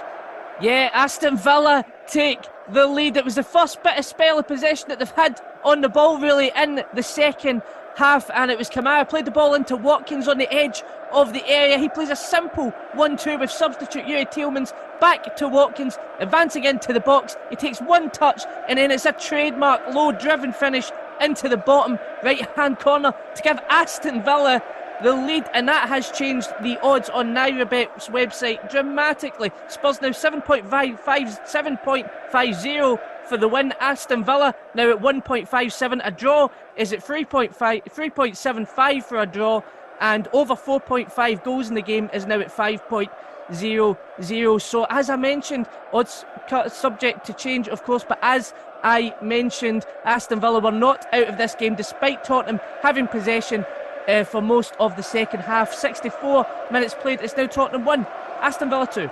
And what terrific form Ollie Watkins is in at the moment. It's now 6 goals in his last 8 matches in all competitions, giving Aston Villa the lead there. As we mentioned earlier on in the programme, Aston Villa, of course, with a terrific record against Tottenham in recent matches. They did the double over them last season. They won 2-0 at the Tottenham Hotspur Stadium in the corresponding fixture last season, and having been a goal down midway through the first half earlier on this afternoon, they now lead by 2-1. Back with Jack Hesson very, very shortly. They're into the 66th minute now in that game. We are just under an hour away from kick-off. Everton against Manchester United. Billy Andrews will be giving us all the team news as we build up to that game very shortly. Let's just check back in now with Jacob Kollick. Empoli against Sassuolo at the Stadio Carlo Castellani. Will Sassuolo hold on to the victory in this game and all 3 points, Jacob? It's hard to say. The home crowd are getting louder and louder as each minute goes by. They are shouting for their team to take the fight to Sassuolo, and they are doing so. Empoli are looking far the better team at this point. After the controversial penalty, I'm sure the Empoli players will feel very, very aggrieved and are going to be throwing absolutely everything they can at Sassuolo to try and get something from this game to end this torrid run they've been on, only broken by a single win against Napoli before the international break. Sassuolo will be hoping that this game can end their 6-game winless run. There's still another 15 minutes to go as we enter into the last bits of the game. It's Empoli 2, Sassuolo 3. So Sassuolo still edging that game in that 5-goal thriller at the moment. News filtering through from the Tottenham Hotspur Stadium. A penalty has gone to a VAR review, but confirmation the referee has checked and it's no penalty to Tottenham. They were looking for that decision there. They didn't get it. Let's head straight over to Jack Hesson now, just to wrap up the details on that. Jack. Yeah, it was Kulusevski on the right-hand side advancing towards the box. John McGinn was there just on the edge of the area to meet him, and they were looking at it. He went down. John McGinn put his studs into his foot, it appeared, and really the question was did John McGinn get the ball first? But upon the VAR review, it did show that he did win the ball first, and it was given as no penalty. So Tottenham trying anything they can to get back into this game now that they were leading for so long in the first half, taking the lead, of course, again, just like they did against Chelsea, just like they did against Wolves as well, when they would hate to have another collapse this afternoon. 67 minutes played, it's still Tottenham 1, Aston Villa 2. Now, feature match in La Liga this afternoon, Real Sociedad against Sevilla. Real Sociedad had taken an early lead in that game. Is that the way it still stands, Luke Charlton? Yes, it currently still remains 1-0 to Real Sociedad in this match. The goal has officially been counted as an own goal for the Sevilla goalkeeper, Dimitrovic. So not one he'll be looking back on with any fondness, I'm sure. But the game's fairly settled now. Sevilla have started to make some chances of their own. Sergio Ramos in the last couple of moments had a header in the penalty area that was smartly saved by Romero in Sociedad's goal. But it still feels like Sociedad are in control here at the moment as things stand, and they look comfortable on the ball and in possession. Kubo on the right wing for them has been very, very dynamic, very energetic, getting in behind. But on the balance of things at the moment, I would say the scoreline reflects the balance of play for sure. But Sevilla will be buoyed and hopefully will be a bit more energetic as the half bears on. But with 20 minutes almost gone here, it still remains 1-0 Real Sociedad, 0 Sevilla. Back to North London we go. Spurs knocking on the door as they go in search of an equaliser against Aston Villa. Here's Jack Hesson. Yeah, Ben Davies so close to getting an equaliser for Tottenham. Great ball whipped into the middle of the area. Ben Davies was there. He gets his head onto it and it just goes wide over the top of the bar. It remains to be seen whether or not Martinez might have been able to have got a glove to it anyway, but it looked so close for Ben Davies to try and grab the equaliser. 68 minutes on the clock. It's still Tottenham 1, Aston Villa 2. You're listening to Football Live here on Brilla FM. It's 37 minutes past the hour of 4 o'clock in around about 15 minutes time or so, just under 20 minutes time in fact. We would be crossing back to our colleagues in Nigeria for all of your social media comments. So many talking points this weekend in the Premier League. Our featured match taking place in Ligue 1 is between Rennes and Ram. That kicks off at 5:05. Let's get a preview and team news ahead of that game now, which we're covering here on Football Live with our reporter Ethan Gardner. Well, good afternoon, everyone, and welcome to what looks to be an intriguing encounter in the French Ligue 1 today between Stade Rennais and Stade de Reims. Both sides inverting from what they achieved last season, with Rennes finishing in the European places last season. They are quite low down in the table at the moment, in 13th in Ligue 1, but looking to get back on form, while Reims are up in 5th and pushing on Europe. Both sides have made 3 changes to their lineups from their last Ligue 1 matches, both losing. Rennes losing at home to Lyon, of course looking to resurrect their season, Olympique Lyonnais, while Reims lost 3-0 at home to PSG. For Rennes, notable changes coming in: Amine Gouiri, an exciting striker who dazzled last season, looks to be a very promising young forward. And notable changes for Reims, they've brought into midfield Maltese international Teddy Turma, fresh off the back of playing at Wembley against England. An impressive performance there from the Maltese side. This afternoon, both sides will be looking to get back on form, but in the last 5 meetings between these sides, it is 2 wins apiece and a draw. But I believe there's been a goal for you to report back there, Chris. Thanks very much indeed, Ethan. Ethan Gardner will be covering that match between Rennes and Ram in Ligue 1. There has been further goal news indeed in La Liga. The goals, powered by NairaBet. Real Sociedad would have been firm favourites to take this match this afternoon, and they now have a 2-goal cushion. They lead at home to Sevilla by 2-0, and it's panning out very nicely for them at the moment, isn't it, Luke Charlton? It is indeed, and Umar Sadiq will be playing that back tonight in his dreams, that finish. 35 yards or so out from goal, just dribbling on the ball, fairly innocuous opportunity. He lifts his head up, sees the keeper slightly out of position, takes a shot with his right foot, and it finds the top corner. It's an excellent finish to give Real Sociedad a 2-0 lead here. And on the balance of play, as I said earlier, it looked like Sociedad were comfortable. Sevilla had some opportunities, but with this opportunity here, it really feels like they're going to be in cruise control now as the half goes on. What an excellent finish from the Sociedad striker. So as we are now in the 23rd minute of the match, it's 2-0 to Real Sociedad. Yeah, not an unsurprising scoreline there. For you from the Real Arena in San Sebastian, with Real Sociedad now comfortably 2 goals in front. As for Sevilla, it's been a really difficult season for them. No real improvement, having underperformed the last campaign as well. Just 2 wins in La Liga this season. Of course, they went into this game on the back of 5 draws, and it's a long way back for them now as they trail by 2-0. Let's head back to the Tottenham Hotspur now. Tottenham Hotspur Stadium now. An update in their match against Aston Villa. Here's Jack Hesson. Yeah, 2 massive opportunities back-to-back for Aston Villa. The first one from a free kick taken by Digne towards the left-hand side, takes it all the way. It looks destined for the top left-hand corner, but Vicario had to come all the way to try and save it. The resulting corner from the save whipped in towards Ollie Watkins in the middle of the box. He takes the connection on it.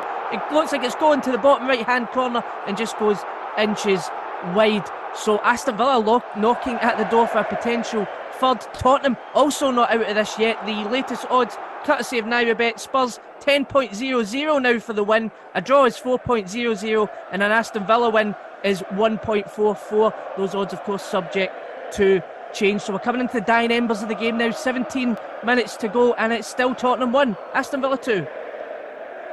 So Villa still just edging that game at the moment. Just looking at the stats in that match, 12 goal attempts for Spurs, 11 for Villa, 5 on target for Tottenham, 4 on target for Villa. It's been a cracking afternoon's entertainment at the Tottenham Hotspur Stadium with about, just 16 minutes of normal time remaining. Villa still leading by 2-1. Any further news from that game, you'll hear it first here on Football Live on Brilla FM. Still plenty to look forward to this afternoon. Coming up, of course, is just before we headed over to get news of that second goal for Real Sociedad. We heard, of course, from Ethan Gardner, who's covering Rennes against Rome at the Roazhon Park in Ligue 1. They kick off there at 5:05 this afternoon. Also coverage too in the Bundesliga, kicking off at 5:30. Hoffenheim at home to Mainz. We have Roma against Udinese at the Stadio Olimpico. Barry Swain watching that match for us here on Brilla FM, kicking off at 6 p.m. We'll get the early stages on that game. And, of course, kicking off at 5:30 will be Everton against Manchester United, and we'll be checking in with Billy Andrews very, very shortly as we look ahead to that game. There's been another goal, yet another goal, a 6th goal of the afternoon at the Stadio Carlo Castigliani. The goals, powered by Nairabet. And Empoli have squared it again. It's now Empoli 3, Sassuolo 3. Brilliant game this afternoon there in Italian Serie A. So 3 apiece now. We'll get news of that third Empoli goal very shortly from Jacob Kollik. But as I mentioned earlier, of course, Everton at home to Manchester United. They kick off in just over 45 minutes' time. I'm delighted to say that Billy Andrews is watching that match for us this afternoon here for Football Live. And Billy, you've got all the latest team news. Yeah, all the latest team news from a rather aggrieved and angry fan base at Goodison Park. It will be a cauldron this afternoon, but Jordan Pickford starts in goal. Ashley Young, James Tarkowski, Jared Branthwaite and Vitaly Mikalenko make up the back four, with Jack Harrison, James Garner, Idrissa Gueye and Dwight McNeil in the midfield for Abdoulaye Doucouré, playing slightly advanced behind Dominic Calvert-Lewin. 4 ex-Manchester United players in this Everton lineup, with Ashley Young, Jack Harrison, James Garner and Dwight McNeil. As for Manchester United, well, it's a welcome sight at left back as Luke Shaw makes his long-awaited return having not played a game since the defeat at Spurs earlier in the year. Andre Onana starts in goal, Diogo Dalot at right back, with Victor Lindelof and Harry Maguire as a centre-back pairing, Luke Shaw at left back. Scott McTominay alongside 18-year-old Premier League debutant Kobbie Mainoo, Marcus Rashford, Bruno Fernandes, Alejandro Garnacho and Anthony Martial up front. Birthday boy Aaron Wan-Bissaka only makes the bench, as does Donny van de Beek, Sofiane Amrabat, Raphael Varane and another youngster, Joe Hugel, who scored 50 goals in over 90 appearances at youth level for Manchester United. So we'll see if he gets any game time this afternoon. Erik ten Hag in desperate need of a win. Everton in desperate need of points after that 10-point deduction. Kick-off in just over 45 minutes. And Billy, whilst we have you, just very briefly, of course, that has been the big talking point really in the Premier League over the last week or so, that 10-point deduction for Everton. How do you think, what sort of impact will that have on Sean Dyche and his Everton squad? I don't think it will, to be honest with you, Chris. I think Sean Dyche's faith in the way that his Everton team are playing, they're only a couple wins away from getting out of the bottom three. I think it'll be the atmosphere and the fans that will play a massive part today. In fact, they've been giving out placards to people walking into Goodison Park with the Premier League badge and the word corrupt underneath. And they want them to hold them up as the players line up for the Premier League anthem at the start and on the 10th minute. So expect a lot of booing at the start of the game and on the 10th minute. But Everton are a weird one. They seem to be a bit of a bogey team for Manchester United, particularly at Goodison Park in recent years. So it wasn't too long ago they beat them 4-0. Now Richarlison's got a couple that day, so be interesting to see. But like I said, United can go 6th with a win. Everton could only go 18th with a win, but it would put them a couple points behind Luton, who are outside of the relegation places at the moment. Thanks very much to our reporter Billy Andrews here on Football Live, who will be across that match at Goodison Park throughout the course of the evening. Everton at home to Manchester United.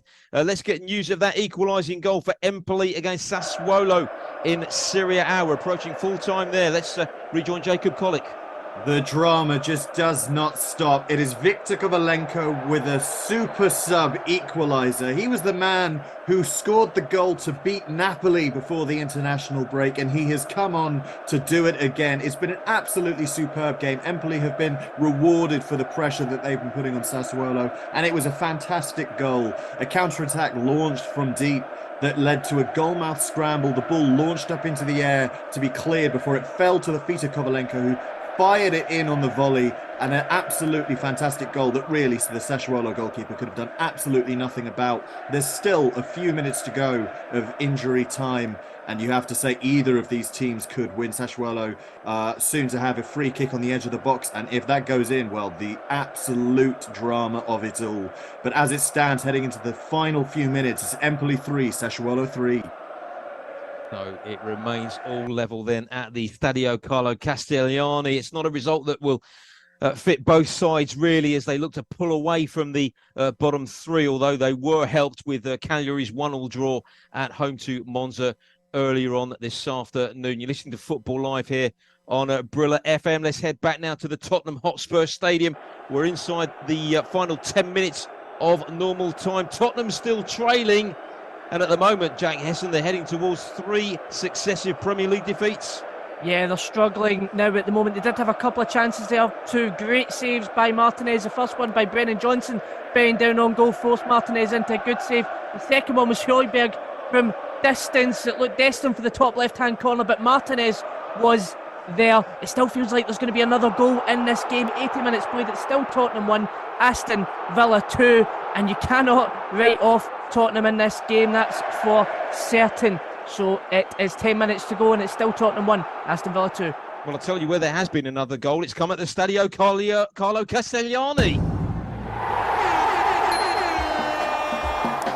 The goals, powered by NairaBet. Probably the match of the weekend, bar none really. It's now Empoli 3, Sassuolo 4.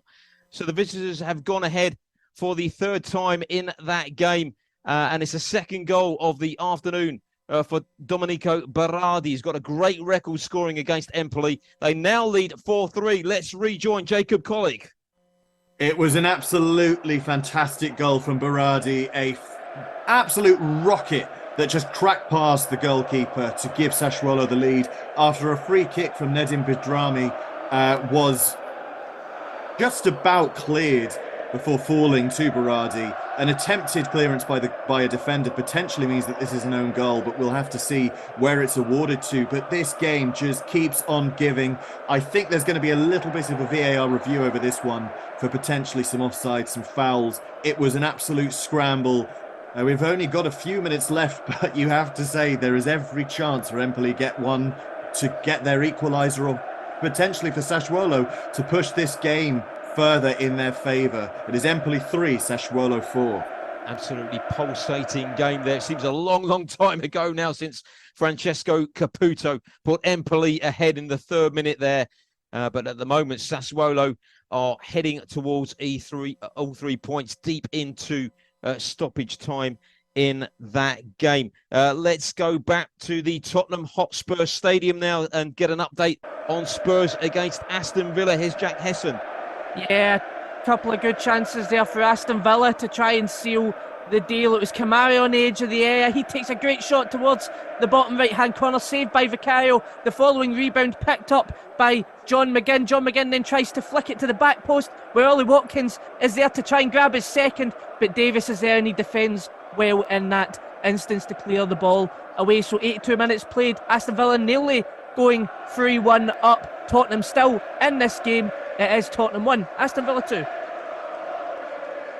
Villa still just edging that game then. Back to our featured match that we're covering in La Liga. Real Sociedad against Sevilla, and the referee has dipped into his notebook in that game. Luke Charlton. Yes, he has. It's a yellow card for Mikel Merino for what appears to be simulation in the box.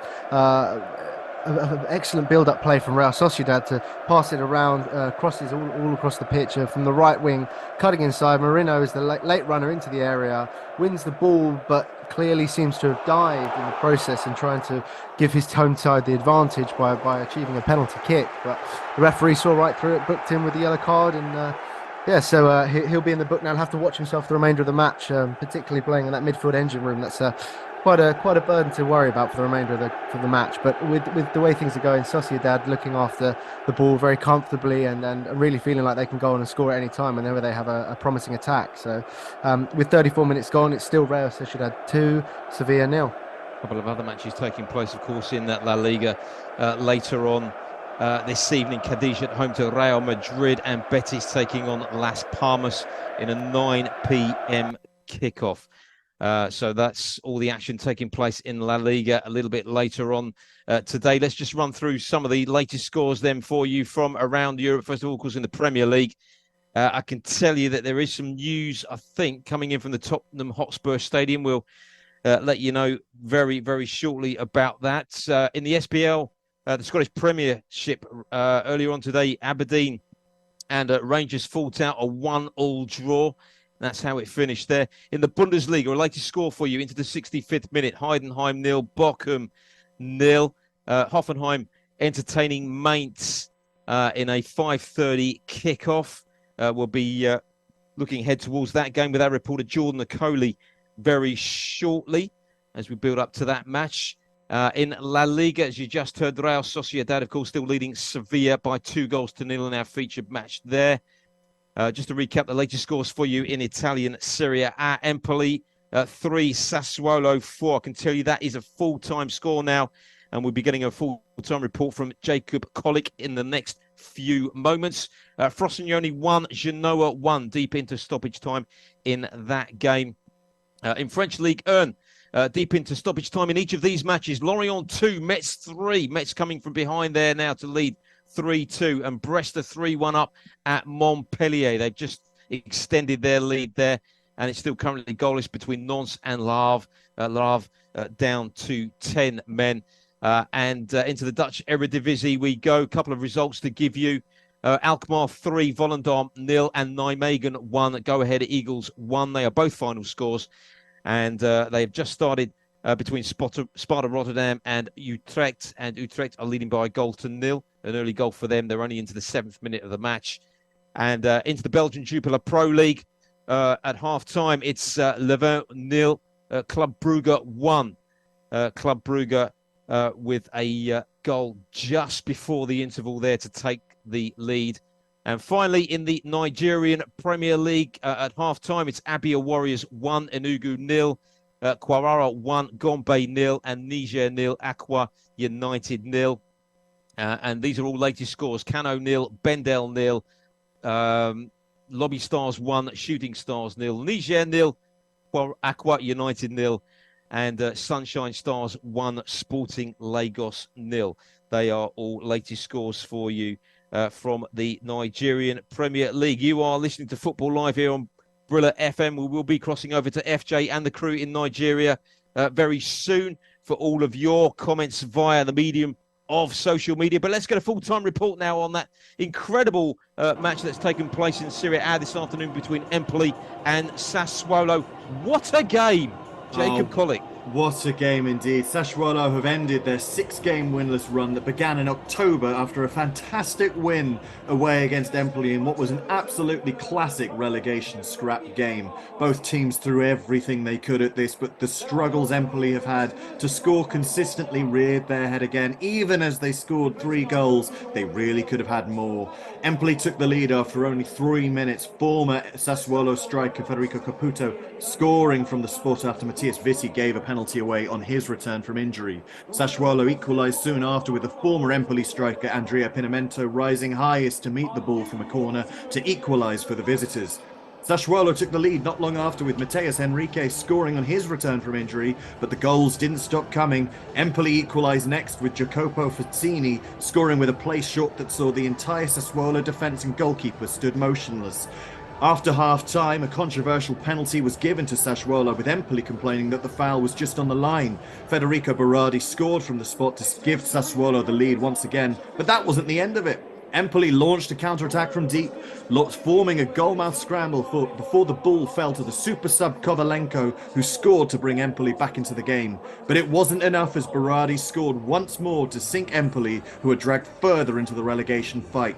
Sassuolo, meanwhile, climbed to 5 points clear of the relegation zone as it ends here at the Stadio Carlo Castellini. Empoli 3, Sassuolo 4. And many thanks to our reporter, Jacob Collick, who was keeping tabs on that game for us this afternoon. Let's hot-foot it straight away to the Tottenham Hotspur Stadium with about less than 2 minutes or less than a minute of normal time remaining, and Tottenham coming oh so close to getting back on level terms in that game. Jack Hesson. Yeah, 89 minutes on the clock. It's still Tottenham 1, Aston Villa 2, and Heung-min Son has had a hat-trick of disallowed goals this afternoon. The latest one, a shot from Lo Celso inside the air, hits the bar, falls to Heung-min Son. It's a tap-in. He gets the ball in the back of the net, but he was in an offside position from when Lo Celso struck the ball. Disappointing afternoon for the Tottenham Hotspur striker, but he still has a few minutes left to try and salvage something, as Tottenham do as well. 89 minutes on the clock, awaiting to see how much added time we'll get, but it's still Tottenham 1, Aston Villa 2. So Villa still just narrowly in front in that match at the moment, and we'll be back with Jack very, very shortly as we close in on full time in that game. We're approaching half time in our featured match in La Liga. Are Real Sociedad still comfortably in front at home to Sevilla? Here's Luke Charlton. Yes, that's very much the case. It still feels like Real Sociedad can score whenever they want to, and Kubo's just sliced a shot from about 20 yards away from the goal, just over the bar.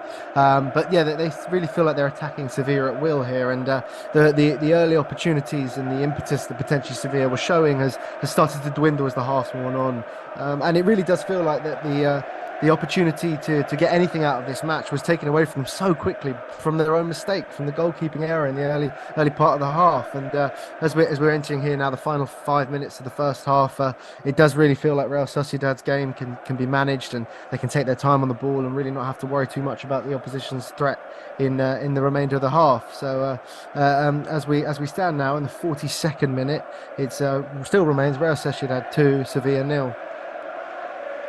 So Real Sociedad still very, very comfortably in control in that match. It's been a great weekend's entertainment, of course, in La Liga. Atletico Madrid closing the gap to Girona at the top of the table with Antoine Griezmann's strike enough to beat Mallorca yesterday. Barcelona, they needed a late own goal to rescue a point at Rayo Vallecano in a 1-1 draw. The top two both in action. Of course, later on, in fact, Real Madrid, of course, in action a little bit later on this evening when they face Cadiz. And Girona too, of course. They kick off at 9 p.m. They're at home to Athletic Bilbao. Real Madrid away to Cadiz in a 6:30 p.m. kickoff. So we'll be keeping tabs on what develops there at the top of La Liga this evening. Plenty to look forward to in the top flight of Spanish football. 6 minutes of injury time at the Tottenham Hotspur Stadium, where it remains Tottenham 1, Aston Villa 2. Of course, Spurs going ahead in that game in the 22nd minute through Giovanni Lo Celso. That was cancelled out with an equaliser from Pau Torres in the 7th minute of time added on at the end of the first half. And then Ollie Watkins putting Villa ahead for the first time in the match just after the hour mark. And that's how it remains. We will be crossing back to Jack Hesson very, very shortly as we close in on full time in that game. A reminder, in League 1, our featured match, Rennes against Rome, that kicks off at 5:05. So what, in just about 5 minutes time or so. Ethan Gardner will be our reporter here on Football Live as we are across that match for you this afternoon. Also a reminder, Hoffenheim against Mainz in the Bundesliga at the Prezero Arena. That kicks off in about half an hour or so. And we'll also be keeping across the match between Roma and Udinese. That gets underway in a couple of hours. So we'll just have the early news of that game from the Stadio Olimpico with Barry Swain. And, of course, one further match to come, as we know, in the Premier League. Everton at home to Manchester United. Billy Andrews reporting on that match for us this afternoon here on Football Live. Everton, they've just won one of their past 8 Premier League matches against Manchester United, having drawn 4 and lost the other 3. Another stat to give you, Manchester United's 13 goals so far in the top flight this season is the fewest of any other side in the top 12. And if you were listening to Ayo Alabi a little bit earlier on here on Football Live, you will know that his favoured bet for that match this afternoon is a draw. It was priced up at 3.40. That was a little while ago, so the odds may have changed then. We will try and update you on that a little bit later on. But that was his value bet. In fact, I can tell you that it remains 3.40 for the draw, Everton against Manchester United. Let's cross back now to Jack Hesson at the Tottenham Hotspur Stadium. By my reckoning, Jack, we have about 90 seconds or so for Tottenham to try and get a point out of this game. Time's running out for them. Yes, they are, and Aston Villa have done really well in this injury time, and really since they got the goal to try and kill the game and sort of kill Tottenham's attacking forward front men. They've not had many clear-cut chances in this game, but again, you cannot write them off with just minutes to go. There's been a lot of stoppages in added times, so I expect that it will go over that 6 minutes also. But currently 95 minutes on the clock. It's still Spurs 1, Aston Villa 2.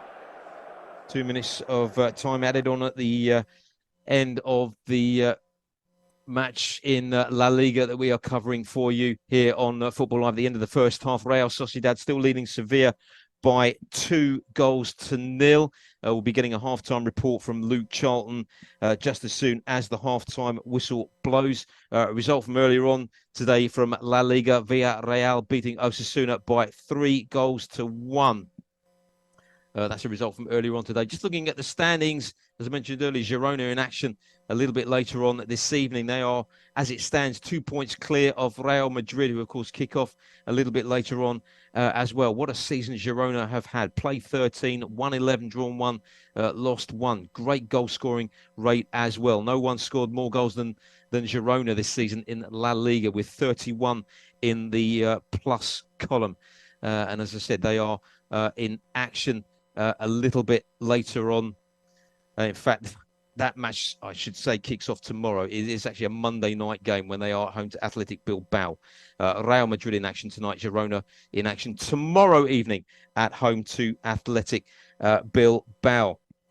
We're past the 96th minute now Tottenham against Aston Villa. Let's cross back once again to Jack Hesson. And Jack, if it does finish this way, Tottenham are going to have to bounce back. Their confidence is going to be pretty low if they succumb to defeat, yet another defeat in the Premier League. Yeah, I think it will be. You can put it into context and say that they've had a great start to the season, and this was always expected. They play really high-press football. Injuries were to be expected. The suspensions as well have been poor as well. That's kept even more players out for them. They've not got a fully fit squad at the moment, so I don't think it's any need for panic stations, but Spurs fans have seen this all too much before. There is still minutes to go. Heung-min Son had a great chance, a corner, whipped in, deflected off an Aston Villa player, and it almost got to Son at the back post. He was an inch away from putting that in the back of the net, and that's how close this game has been for Tottenham. And we are now into 97 minutes. Tottenham still with the ball at the moment. It's still Tottenham 1, Aston Villa 2. Half-time whistle has blown in La Liga at the Real Arena in San Sebastian. Here's Luke Charlton. Yes, and at the half-time, it's Real Sociedad 2, Sevilla 0. The home side have been very much the positive performers here, with an early goal coming in by the way of a cross from Barent Seyer that was unable to be defended correctly by Dimitrov in the goal, and he parried it into his own net to take the lead for Real Sociedad in the 3rd minute. And the lead was extended in the 22nd minute with a strike from the Nigerian Umar Sadiq, an excellent, exquisite finish from about 35 yards out, right-footed, top corner. Unexpected, caught the keeper off unconcentrating, but here we have it. They scored, and it's 2-0 to Real Sociedad. The half wore on. Real Sociedad dominated the ball. Mikel Moreno picked up a yellow card for simulation in the area, and was a little bit fortunate later on with a couple of fouls that he had on some Sevilla players as they were trying to press to try and get themselves back into the game. So that's something we may have to watch in the second half. But yeah, as we go here at halftime in La Liga, it's Real Sociedad 2, Sevilla 0. Full-time whistle has blown in North London, and it has ended. Tottenham 1, Aston Villa 2.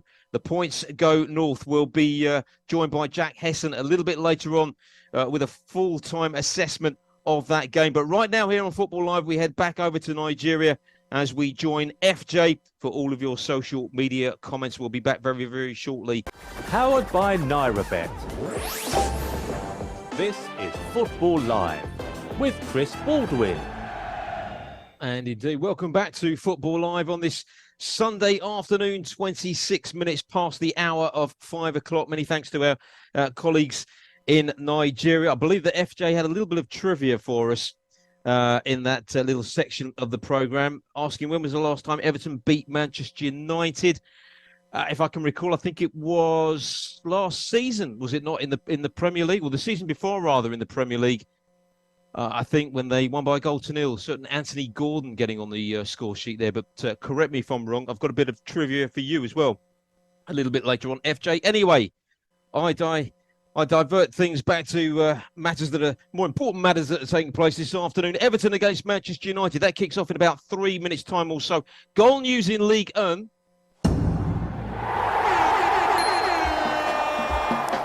The goals, powered by NairaBet. It's in our featured match, Rennes against Ram, and Rennes have taken a surprise lead at home to Ram in that game. Amin Gwauri has scored there for the home side. We'll be getting news of that goal from our reporter Ethan Gardner very, very shortly. But let's head straight away to Goodison Park now. Everton taking on Manchester United, 3 minutes or so away from kick-off here. Our reporter covering that game for us here on Football Live is the one and only Billy Andrews.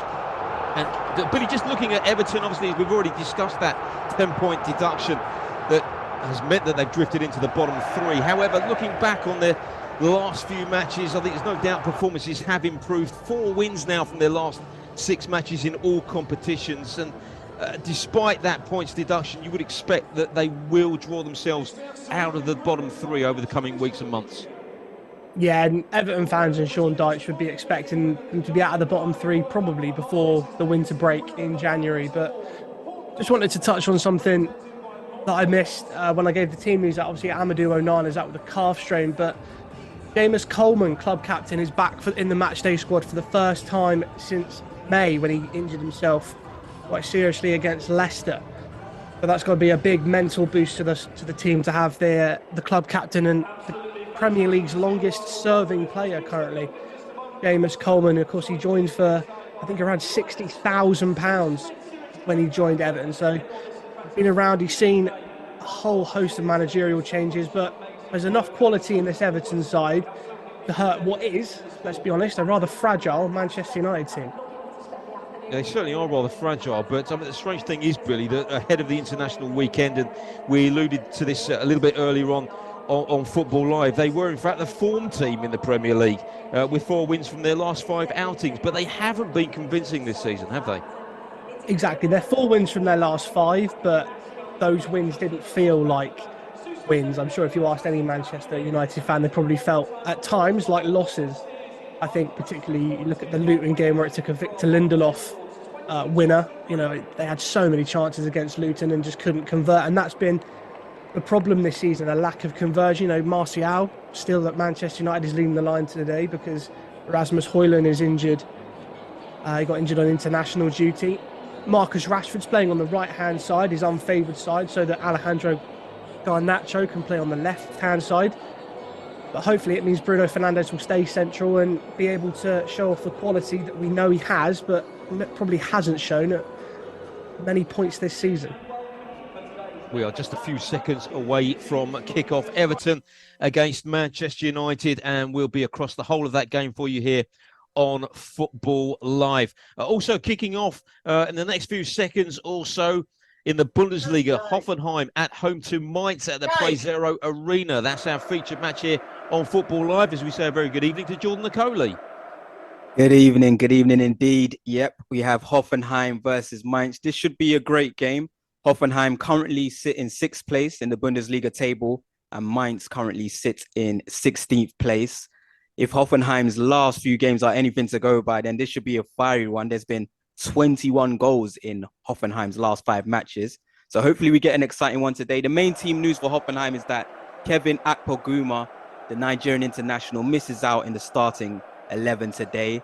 He'll be hoping to come on because Nigeria haven't been doing too well in their World Cup qualifiers. So he'll be hoping to come on and impress in his bid to get recalled to the national team. So I'll keep everyone posted on Kevin Akpoguma. But just a few seconds away from kickoff between Hoffenheim and Mainz at the PreZero Arena. And Jordan, it's been a decent start to the campaign, hasn't it, for Hoffenheim under Pellegrino Matarazzo, 6th in the table at present. But their home form, it's been nothing short of shocking, really. They've lost 4 of their 5 matches at the PreZero Arena this season. Yeah, their home form has been pretty terrible. And Mainz will go into this match with a bit of confidence. They haven't been on form themselves, Mainz, but head-to-head, they've won 4 out of the last 5 matches against Hoffenheim. So they'll be quietly confident in this one, and especially with what you mentioned with Hoffenheim's home form. Thanks very much, Jordan. So that's Jordan Nicoli, who is across that match for us this afternoon in the Bundesliga. Hoffenheim against Mainz when they last met back in March. Mainz secured a 1-0 win on that occasion, but in the corresponding fixture last season, Hoffenheim comfortable winners by 4-1. And you would certainly favour them to take all 3 points this afternoon. Mainz, of course, struggling at the wrong end of the table, currently in the bottom 3 with just 1 win in their last 12 competitive fixtures. Everton against Manchester United has kicked off. Believe it or not, we already have a goal. The goals, powered by NairaBet. And I can tell you it's Everton 0, Manchester United 1. So what a great start to the game there for Erik ten Hag's side. We'll be getting details of that very, very shortly. Alejandro Garnacho has given them the lead as he has placed the ball into the back of the net from the penalty spot. So United now a goal to the good there. We'll be getting all the details from Billy Andrews very shortly. As I mentioned earlier, our featured match in Ligue 1 Rennes against Rome at the Roazhon Park. There's been an early goal in that game. As mentioned for Rennes, let's hear all about it now from our reporter Ethan Gardner. Yes, well, it came from a corner for Rennes in front of a rocking home stand. It wasn't a particularly brilliant corner, but it also wasn't very convincing defending from Reims, who failed to get the ball clear. It eventually fell at the far post to poacher Amine Gouiri, who on the outside of his foot smashed it home and gave the fans the start they will have been dreaming of here. As the game's gone on, Reims have started to get more into the game. They've had a couple of opportunities, nothing too clear-cut, the best coming from midfielder Munetsi, in midfield. But Rennes look happy to play on the counter and have had opportunities themselves. Kali Muendo up front, pacing through to have his shot stopped by Diouf in the Reims goal. After 27 minutes, it's Rennes 1, Reims 0. Just to confirm that goal for United from open play. Let's hear all about it now from Billy Andrews. Chris, oh my God, what a goal this is from Alejandro Garnacho. All the talk beforehand was about one academy graduate, Kobbie Mainoo, but he's stepped up and shown everybody that he still has the quality and he's still such a young age. The ball, a lovely, almost quarterback-like pass from Victor Lindelof out wide to Marcus Rashford. One touch from Rashford. Round the corner to Diogo Dalot, a whipped cross in from Diogo Dalot to the left-hand side of the Everton penalty box, and with a bicycle kick, the Argentinian puts it into the top right-hand corner. He celebrated in the style of Cristiano Ronaldo when he scored his second goal of the season, and dare I say, comparison-wise, remember Ronaldo against Juventus in the Champions League all those years ago? Manchester United 1-0 up after 4 minutes at Goodison Park. Brilliant start then for the Old Trafford club with Alejandro Garnacho giving them the lead very, very early on in that game. We'll be back with Billy Andrews very, very shortly. A goal in our featured match in La Liga. The goals, powered by NairaBet. Just on the hour mark, and Sevilla have reduced the deficit. Yusuf En-Nesyri has pulled one back now in that game for Sevilla to make it Real Sociedad 2, Sevilla 1. Luke Charlton will be giving us all the details of that goal very, very shortly. Reminder that Real Madrid are in action in a 6:30 kickoff this evening in La Liga when they travel to Cadiz. They've got an opportunity to go to the top of the table tonight, with Girona in action tomorrow evening. As I say, that kicks off at 6:30. Let's get news of that goal for Sevilla in La Liga, away to Real Sociedad. It's game on now, Luke Charlton. Well, it's taken almost 60 minutes, but Sevilla are finally back into this match, and rightly so, as you say. It is now game on. It was a ball played into the area that was badly dealt with by the Real Sociedad defenders, and the ball managed to wriggle its way out to the left-hand side for Pedrosa to recycle the ball back into the area. We're awaiting Yusuf En-Nesyri was able to head it home fairly unchallenged into the bottom corner, and it's left the crowd stunned. It was very silent here at the Real Arena, where Sevilla have now found themselves back in the game to make it a goal for themselves in the 60th minute. They're pressing a lot higher now, and there's a substitution made at half-time, taking off Soumare and bringing Oliver Torres on, and he's been influential so far in the half. Sociedad still look comfortable, but I would say this goal is a bit of a sucker punch for them, and with 30 minutes to go now, it's still all to play for. If Sevilla can build on this momentum and find a second fairly quickly, they may even have opportunity to go on and win it. So I'll keep you posted with all the updates here, but as 62 minutes have gone, it still remains Real Sociedad 2, Sevilla 1. Manchester United have made an explosive start at Goodison Park because they've come close to scoring again in that game. Billy Andrews. Yeah, and it's those two academy graduates, Kobbie Mainoo and Alejandro Garnacho, linking up. A lovely, mature bit of play from Kobbie Mainoo, just to shrug off Abdoulaye Doucouré and burst forward using his strength. Tried the ball through the middle of the defence to find Alejandro Garnacho, but he just couldn't gather it under his feet, and it fell through to Jordan Pickford. Everton just a chance to float one into the box from a free kick, but cleared very well by Victor Lindelof. 6 minutes gone. The home fans starting to find their voice again after that stunning start. Still, Everton 0, Manchester United 1. Well, we've had plenty of action in Serie A earlier on today. What an incredible game we brought you here on Football Live at the Stadio Carlo Castellani as it ended Empoli 3, Sassuolo 4. Further action to come, kicking off in about 22 minutes' time or so. Roma at home to Udinese at the Stadio Olimpico. And watching that match for us this afternoon here on Football Live, it's a very good evening to Barry Swain. Good evening, Chris. Looking forward to this one, actually. It's 7th in the table, Roma against Udinese, who are down in 16th and struggling to find goals. And one person in particular is really struggling to find goals, who is starting tonight once again for Udinese. Leading the line is the Nigerian Isaac Success. No goals in 11 since April. In fact, the Nigerian international, and he's desperate to hit the back of the net. Up against Roma tonight, who are notoriously very tight at the back under Jose Mourinho. Both sides have made just one change for this game. Lorenzo Pellegrini, the skipper for Roma, is back.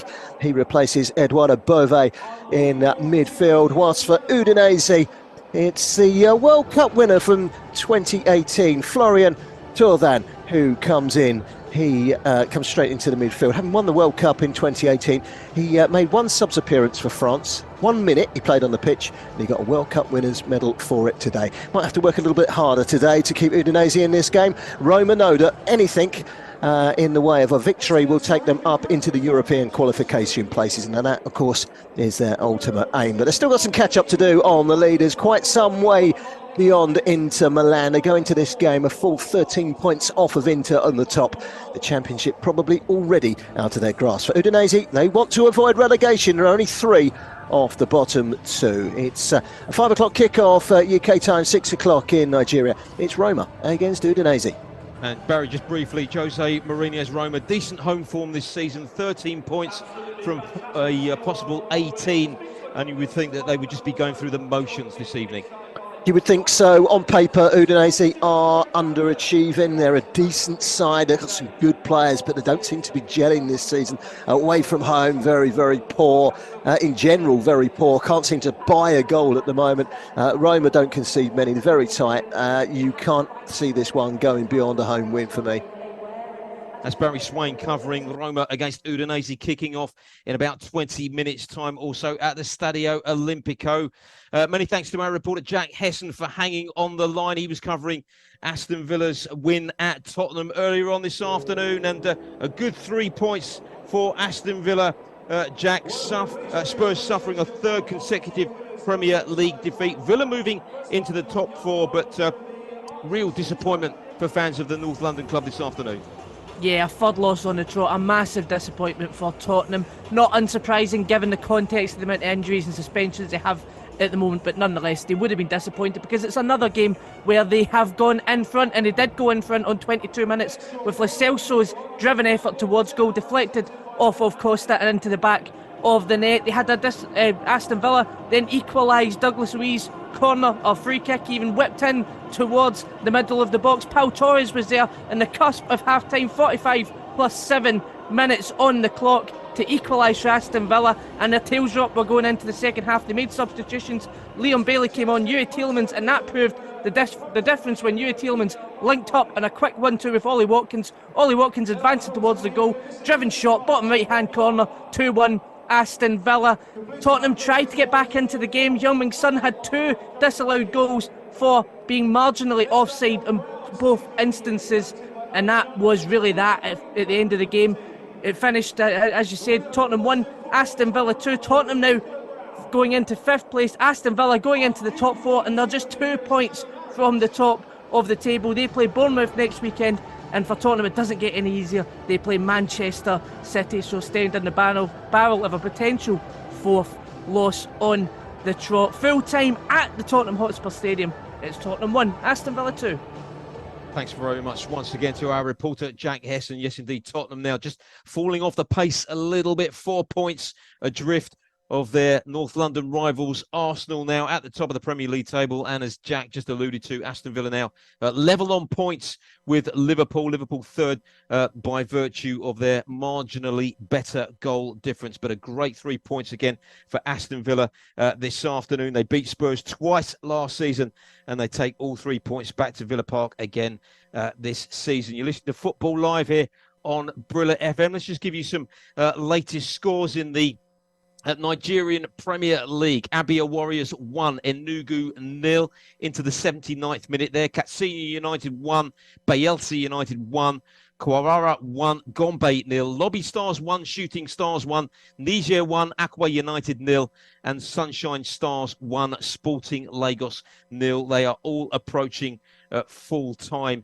in each of those games. And the result from earlier on today, Kano 0, Bendel 0, is how it finished in that game. So still plenty to come on the programme here. Just a reminder, of course, we're still covering Real Sociedad against Sevilla in La Liga. I believe that Sevilla have come pretty close to getting an equaliser in that game. Let's rejoin Luke Charlton. Yes, they have come very close indeed, and since their goal earlier in the match in the 60th minute, it's been all Sevilla. They've had loads of chances, the impetus is there, the energy is back in their play, quick passes, finding the first man as quickly as they can. And again, it's Pedrosa involved in the build-up here. He's out wide on the left, he plays a lovely ball into Ocampos, who's able to drive into the penalty area, pulls the ball back towards the penalty spot for the waiting Yusuf En-Nesyri, who gets it first time with his left foot, curling effort, beats the goalkeeper, but it just clips the crossbar and the post and goes out for a goal kick. It's very much Sevilla on top now, and they're really pushing here to get an equaliser. And I think the substitution they made earlier on, as I said, for Soumare and to bring on Torres, it's really changed the energy and the attacking threat that they've had. They've been able to find a bit more pockets of space in behind Sociedad and are really playing on the front foot now. And as such, Sociedad have reacted. They've made a substitution of their own. They've taken off Baronetsia, who got unfortunately who forced the own goal from Sevilla's goalkeeper earlier in the match to give Sociedad that early lead, and he's been replaced by Arsene Zakarian, who comes on to hopefully try and regain some control for Sociedad in this match, because at the moment, as I say, it's all Sevilla, and with 69 minutes gone, it's Real Sociedad 2, Sevilla 1. And if it stays that way, it will move Real Sociedad up into 5th spot this evening in La Liga. Let's head straight back now to Goodison Park. Everton against Manchester United, and by all accounts, a possible goal of the season with that earlier strike from Alejandro Garnacho. Billy Andrews. Honestly, Chris, I'm still absolutely stunned by that. I saw the replay of Eric Ten Hag. He's now in the stands this game because he's banned from the touchline after receiving a 3rd yellow card against Luton, and he stood to his feet, hands on his head. Absolutely fantastic. But United have come close again, this time through the return in Luke Shaw. Rashford won a corner off of Vitaly Mikalenko, whipped into the edge of the box by Bruno Fernandes, and on the half volley, Luke Shaw, with the outside of his foot, curled it. It ended up about half a foot over Pickford's goal, but what a return that would have been. And odds-wise, the draw is now 4.33. Man United 1.57, Everton 5.50 with NairaBet. So the odds very much in Manchester United's favour, but whilst it's still 1-0, a dangerous scoreline, but 16 minutes gone at Goodison Park. It's Everton 0, Manchester United 1. And a quick recap of the other latest scores that we're covering in our featured matches for you this afternoon in La Liga. Real Sociedad 2, Sevilla 1. You just heard there from Luke Charlton. It remains goalless between Hoffenheim and Mainz. And in League 1, it remains Rennes 1, Rome 0 as they approach half-time there. You are listening to Football Live. Place 10 bets, get 1 free. You can earn an unlimited number of free bets with NairaBet. No matter which game you're watching right now, feel the thrill with our live match special. For every 10 in-play bets placed, you will receive a 5,000 Naira free bet. Log in to www.nairabet.com. Click on the Live tab. Place 10 in-play bets on different games. Then the free bet is yours. Full details can be found on our promotions page. Must be over 18. Minimum stake of 5,000 Naira per live bet. Minimum odds of 1.2 per live bet. General and free bet terms and conditions apply. Please gamble responsibly. You are listening. You are listening. You are listening to Football Live. To Football Live. To Football Live. On Brila FM. And you could not have scripted this. It's a very erotic voice, by the way. And Sean Dyche. I have gravel for breakfast. Liverpool are leaving gaps left, right and centre. Unbelievable. Oh, Liverpool fans. Oh, Liverpool fans. Your emotions must be going all over the place. Boom. Liverpool 7, Manchester United 0. This is just incredible. We lack belief. You'll struggle to find a better team in form than Unai Emery's Aston Villa. But very happy, it's very good. 4 hours of football every Saturday and Sunday on Brilla FM with Football Live.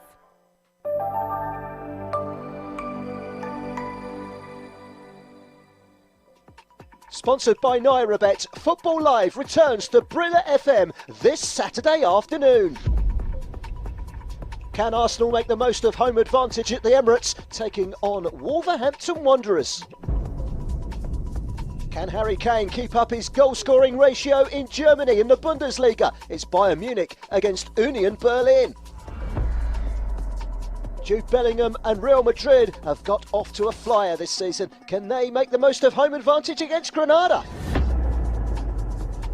3 other games in the Premier League involving teams down at the bottom. It's Brentford against Luton Town, Burnley against Sheffield United, and Everton go to Nottingham Forest.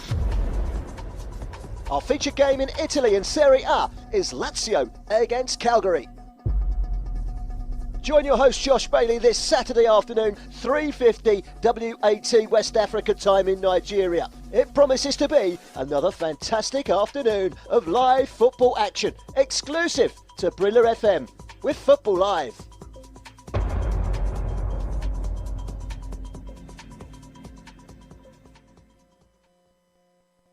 Football Live will be back very shortly, right here on Brilla FM. Powered by NairaBet. This is Football Live with Chris Baldwin. Manchester United still 1-up at Everton as they approach 20 minutes played in that game. Earlier on this afternoon, in case you weren't aware, Aston Villa beating Tottenham at the Tottenham Hotspur Stadium by 2-1. Spurs had taken the lead midway through the first half in that game through Giovanni Lo Celso. That was cancelled out with an equalising goal deep into first half stoppage time from Pau Torres, and then Ollie Watkins scoring what proved to be the winner in the 62nd minute. So we've had some great action over the course of the weekend. Of course, some terrific action yesterday. Nottingham Forest being beaten 3-2 at home by Brighton. The Seagulls flying high.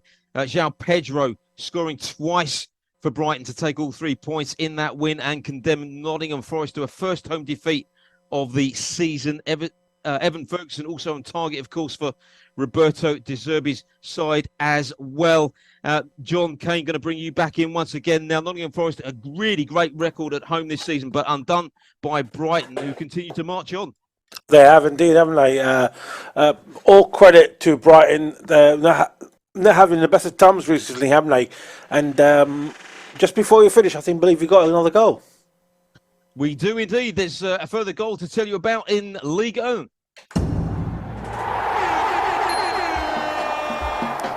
The goals, powered by NairaBet. And Ram have equalised at Rennes. Amir Richardson, the Moroccan, has scored the equalising goal there for the visitors. So it's Rennes 1, Ram 1. And we'll be crossing over to our reporter, Ethan Gardner, to give us details of that equalising goal there for Ram as they approach half-time in that game. But, John, as we were saying, yes, another 3 points for Brighton, who are still scoring goals for fun this season. They are, haven't they? I mean, it just makes you wonder, whatever happened to Graham Potter? Because obviously he started the whole revolution at Brighton, didn't he? And then he left it to go to Chelsea, then he left.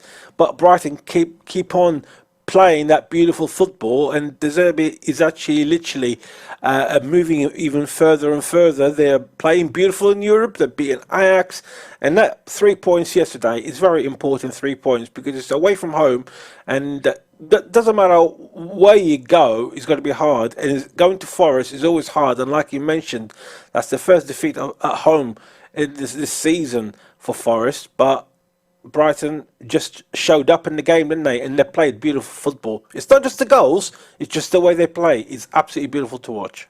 Great reaction from Roberto De Zerbi as well at the final whistle as he stormed onto the pitch to celebrate with the travelling Brighton supporters. Here is the Seagulls boss following that win at Forest. It was a big emotion. We are suffering too much. We are losing too many players. We suffered the red card with Dunk. We lost 4 points against Sheffield and against Fulham at home. And now to win the game is difficult for us because we are playing many games in a row. And our celebration is because we are suffering too much. We are suffering too much in this moment, and we wanted to win. We wanted to celebrate with our fans. And I think if you have a right attitude at the end, you win the game. The thoughts there of the Brighton boss, Roberto De Zerbi. Meanwhile, yesterday, Burnley remained anchored to the foot of the Premier League after conceding 2 very late goals as they were beaten 2-1 by West Ham at Turf Moor. Thomas Souček scoring the winner in stoppage time for the Happy Hammers. John, it's looking very, very bleak for Vincent Kompany's side at the moment. It has, doesn't it? I mean, you just can't see any improvement. Normally teams go up and they show a bit of resilience, but we haven't seen that much from Burnley's Vincent Kompany so far, and you just wonder how long has he got left to stay in his post. I mean, especially when you compare it to Sean Dyche's era beforehand, it's just they're just not coping at all, and it makes you wonder, doesn't it? Because the Forest manager last season, when he actually went up and he bought about, what, 24, 25 players, and Burnley didn't do as much. It makes you wonder, maybe you have to spend a bit more to stay in the Premier League, and you can't just rely on the players that you had in the Championship. They played beautiful football, they dominated, didn't they, the Championship last season, but it's a completely different ballgame for them at the moment, and Vincent Kompany, as I believe is his second post as manager after being in Anderlecht, is not really having the best of times. And when you lose the way they lost yesterday to West Ham United, literally up to the end, conceding 2 goals, all credit to West Ham, of course, but at the end of the day, when you're playing at home, you don't concede 2 late goals like that. You only got yourself to blame when it comes to it at the end of the day. And we'll be wrapping up our review of Saturday's action in the Premier League a little bit later on. Let's head back, though, to Goodison Park for an update on Everton against Manchester United. And Manchester United still in control of this game. Billy Andrews. Not so much the last few moments, but they did have a free kick. It was an Ashley Young foul on Alejandro Garnacho, a lazy late foul by the former United winger. Bruno Fernandes chipped it over the first man, but couldn't beat the second player in front of the penalty spot. But Everton now have their own free kick. 6 goals from set pieces this season for Everton. The foul on Idrissa Gueye by Scott McTominay, who then fell into Ashley Young, who whipped in and cleared very comfortably by Kobbie Mainoo. So still at Goodison Park, 26 minutes on the clock. Everton 0, Manchester United 1. Everton just starting to find a foothold in this game, though. Half-time whistle has blown in our feature match in League Rennes against Ram. Let's get a report now from Luke Charlton and hear all about that equalising goal for the visitors. Well, it was a quick start for the home side of Rennes, who scored after 4 minutes. It was Amine Gouiri after a messy attempt at defending a corner from Rams. But from there, they managed to dominate the rest of the first half possession-wise, working a few chances, nothing too clear-cut, right up until an injury unfortunately struck midfielder Marshall Menetzi went in to tackle Gouiri, the goal scorer of Rennes, and unfortunately fell awkwardly onto his right knee. He had to be subbed off for midfielder Amir Richardson, who would then have a hand in a very late first half goal for Rams. A short corner was worked and the ball was eventually whipped in from the left-hand side to striker Diakite, who managed to head past the goalkeeper Steve Mandanda, who was planted in place. The goal was initially disallowed by the referee, but VAR told him to overturn it, and after 47 minutes in added time at the end of the first half, the goal that Rams richly deserved did come. At half-time here, it is Rennes 1, Rams 1. So a match that is beautifully poised at the moment in the betting. Rennes are 2.75 and Ram are 3.60 with NairaBet. Those prices, of course, subject to change. In our featured match, of course, in Serie A, kicks off in a couple of minutes or so. Roma at home to Udinese. Let's get an update from the featured match we've been covering in La Liga. this afternoon. Real Sociedad at home to Sevilla, and are Real Sociedad still closing in on all 3 points in that game? Luke Charlton. They're just about hanging on, I'd say, at the moment. Sevilla have still been pushing and pushing for an equaliser here, but they've unfortunately been let down by some injuries to their own players that's taking the energy and the impetus out of the game, because they've had to deal with a substitution for one of their midfielders, Loic Bardet, who was taken off with an injury and replaced by Tanguy Nianzou about 10 minutes or so ago. But they keep pushing and keep fighting to get themselves back into this game. But Sociedad are still having opportunities themselves on the break and on the counter attack, and it's very finely balanced at the moment. It could really go either way: a third goal for the home side or an equaliser for Sevilla. There's just been a yellow card for Sergio Ramos after he took down Takefusa Kubo, who's driving towards the goal for Sociedad, and it was a cynical challenge, and it was a definite yellow card. But for Sevilla, the more they push forward, the more space opens up for Sociedad. So as things stand, Sociedad still have the lead, but Sevilla could equalise at any moment. So I'll keep you posted as it goes here. But we're in the 83rd minute now. Real Sociedad still 2, Sevilla 1.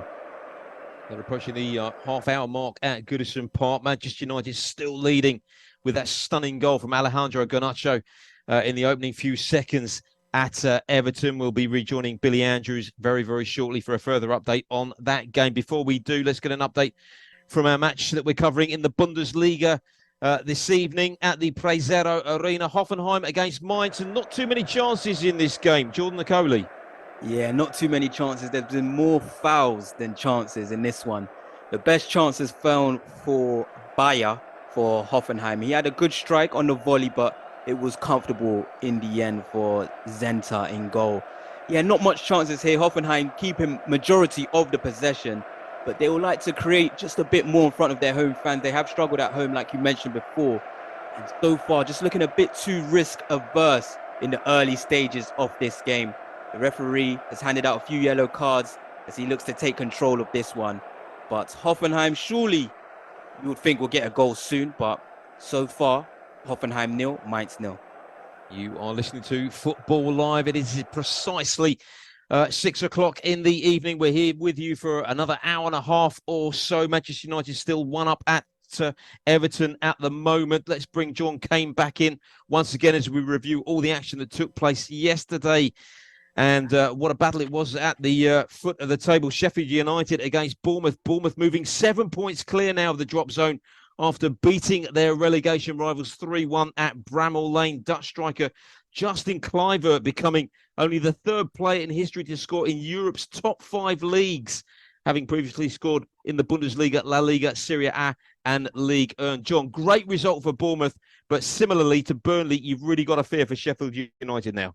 No, absolutely. I think the only thing that can actually help Burnley and Sheffield United is the 10 points that have been deducted by Everton. It's sort of like all of a sudden it's giving everyone around them a chance of trying to overtake them. But Bournemouth, they are doing the right thing at the moment. They're absolutely doing really, really well. And they deserved the 3 points yesterday, that's for sure.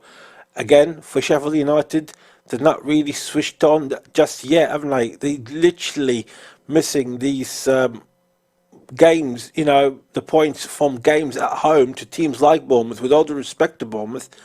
But if you're losing 3-1 at home, you really, to a team like Bournemouth, what's going to happen when you get the likes of Arsenal, Manchester City and other teams like that coming to you? You know, you're not going to survive being in the Premier League, and obviously their position in the league, rightly so, is down the bottom. But again, you can't take anything away from Bournemouth's performances. They were brilliant yesterday, and a brilliant 3 goals. And like you mentioned, Justin Kluivert, I'm sure his dad, Patrick Kluivert, is very, very happy with the achievement that his son has done. Absolutely.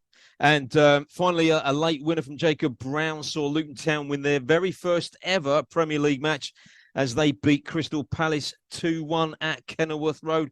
A really big win for the Hatters here, John, and it gives them a little bit of clear daylight between themselves and the bottom 3. No, absolutely. And I mean, Luton, to be fair to them, right from the big word go, they have been playing really good football. And all their losses have been very, very close in the way of results. But yesterday, it's not an easy win when you beat a team like Palace under Roy Hodgson, who are doing well themselves. Luton needed that win just to show that they can actually stay in the Premier League, and yeah, they're off the bottom three. Of course, with the losses of Sheffield United and Burnley, and of course Everton being dragged down into that place.